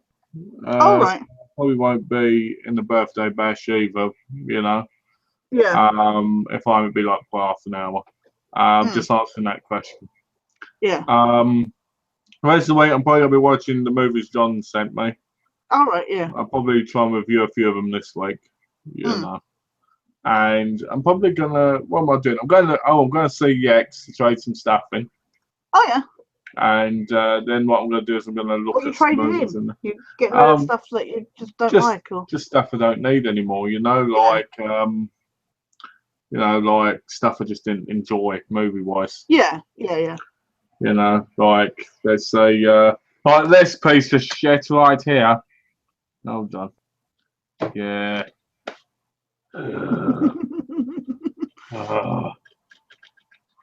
Hate this movie. It has bloody George Lazenby in it. Drive by him with JB on the last take going. You're kidding. Oh, seriously. Oh my god. He saves them, and he goes by going. See, I've not seen the movie, but I love the TV series. It was amazing. I love David McCallum and stuff. So. The TV series was incredible.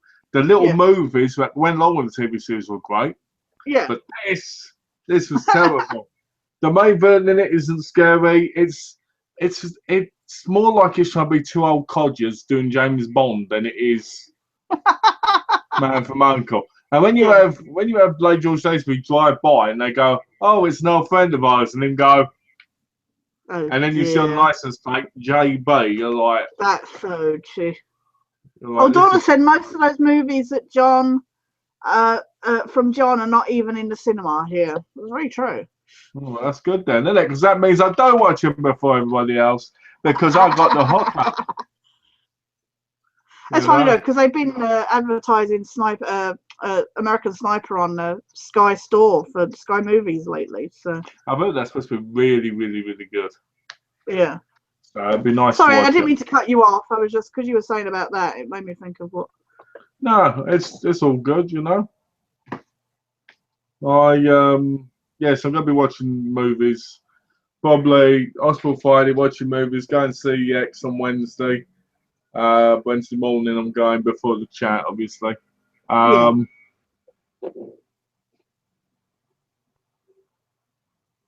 Forgot to ask Malcolm, is the Yeti really good? Well, it's sat there gathering dust in the corner. Can't you see it behind him? Yeah, I have to admit, he's using it so much. It's not as good as people say it is. If you want to talk, you have to be like this, Hello, how are you? Hello. That's the thing when you used it, when you got it a couple of weeks back on the chat, and you were sat there, and when you were sat further back, it was rubbish. It's like, well, that's not what you need. You need something that's clear at a distance, kind of. So I kind of like the way the camera one is, because you can hear perfectly. If I did it there and I was talking, it'd be like, oh, so you have to have a space where it's right next to you, and you can't. It's a great microphone, but it's at the same. It's not. Yeah. I want to know what one like Boogie and that use, because they have theirs down in front of them, but he's not sat there against his microphone, so. I swear, get hardest ages to get a blue over this. Yeah, I don't know what they're using either, but they must be using our equipment. But then him having millions of subscribers must get the money to He pay can people afford pay it. thousands. Yeah, exactly. You know, I wish I could afford thousands. Yeah. You know, you know what? I watch his videos every now and again, Yeah, I don't watch all of them, but yeah. and I ate the pudding eating ones. Oh, yeah, yeah. You know, and it just makes me feel so bad that he felt like he had to do that. Yeah. Oh, But I just know he has his microphone sat on the desk in front of him, you know, like next to his keyboard. And I know, you know, obviously the sound on that is really good, but when you tried doing yours like that, you just sounded so distant and kind of echoey kind of thing. most people use the road for podcasts. Never heard of it. Mm. I'm going to have to go now, Tash and Malcolm. Enjoy the rest of your day and night. See you both next week, and Malcolm, see you on Wednesday. With John, the awesome co-host. With John, if I stop hating his guts. In a world where... In a world where one man hates everybody else but himself. Yeah. I did quite well then, didn't I? Isn't that see you next Tuesday again thing? You know what? I wish I'd have had the chat on Tuesday because I could have gone, see you next Tuesday. Yeah, exactly. Well, take care, James, if you're still watching. No, have a good evening. See you Wednesday. I can't believe that's the time already. Bloody hell. Yeah, going quick, didn't it? I just disappeared. Well, you know. Oh, I didn't tell you, did I? Me and John would come up with an idea. Oh, yeah.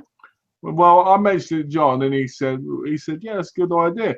I said to John, why don't we watch a movie, and then why don't we kind of like review a movie together? Yeah. You know, like on a hangout type thing. Yeah, there we go. You know, and so we're going to give that a go this week and see what that's like. And all right. You know, so let us know what you think of that. You know. Yeah. But yeah, we thought we'd give that a go. You know, like some random movie. You know, kind of watch it. You know, and talk about it. Yeah. We'll have to do Centurion for next week. That's Centurion.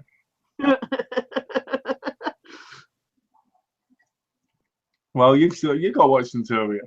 I know, that's what I said. We'll have to both do it so we can talk about it next I'm week. just going to let you review it because I know that when I review it, it's going to be slightly different in the talking.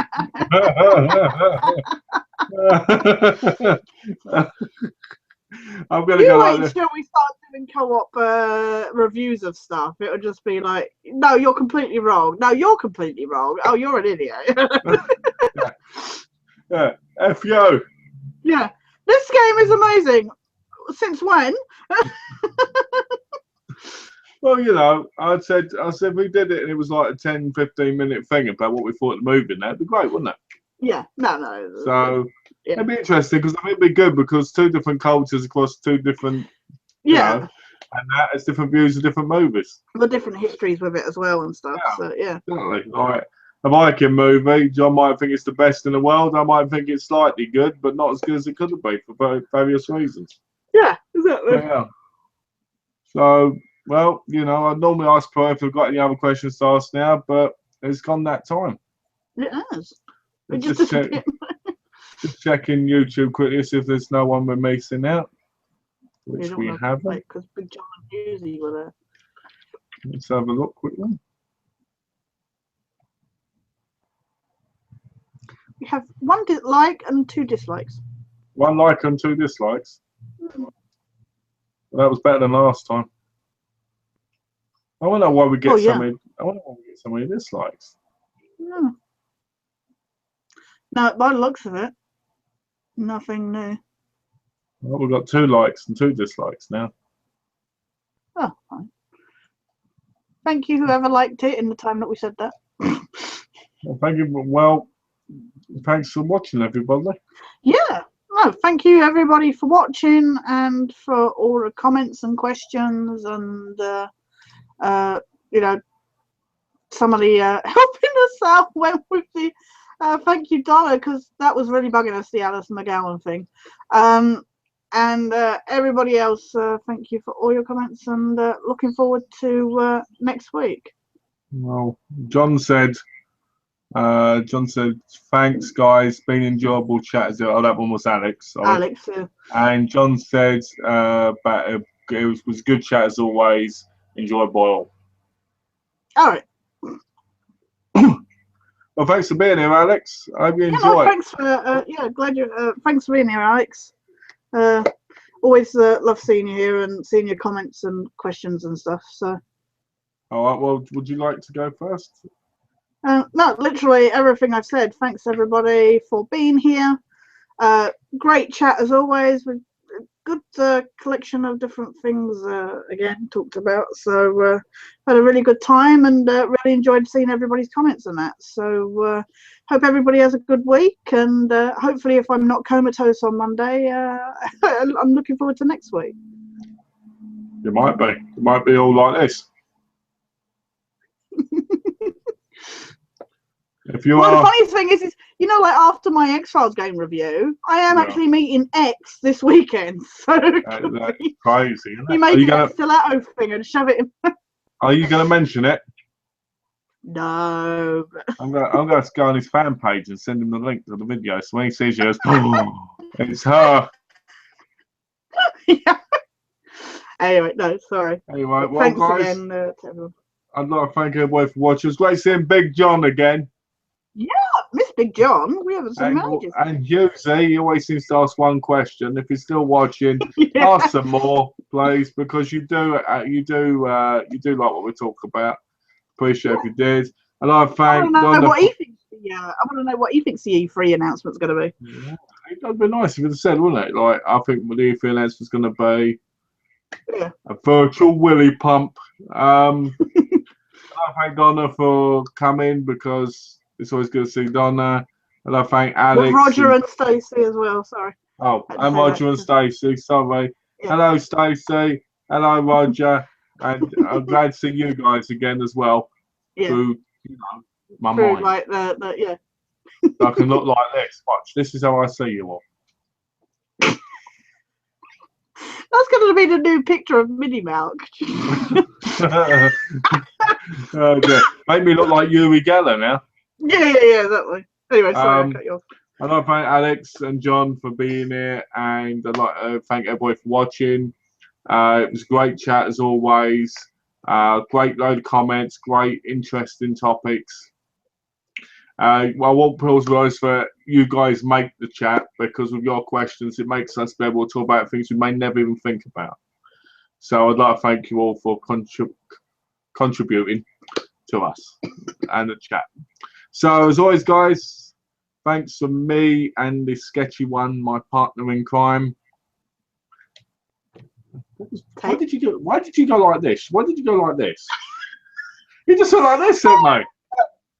I went the sketchy one, my partner in crime, and you went like this. I was like fist. No, I did fist bump, and they were like that. I don't know why. I was like, what the hell? I saw this, and I saw this, and I was like, what? No, I just was like fist bumping. I was like that. I don't know why. It's late and I haven't eaten. Shut up. Anyway, take care, guys, and I hope you have a lovely evening and day. And thanks for watching. And take care. Have a good week, guys. Bye.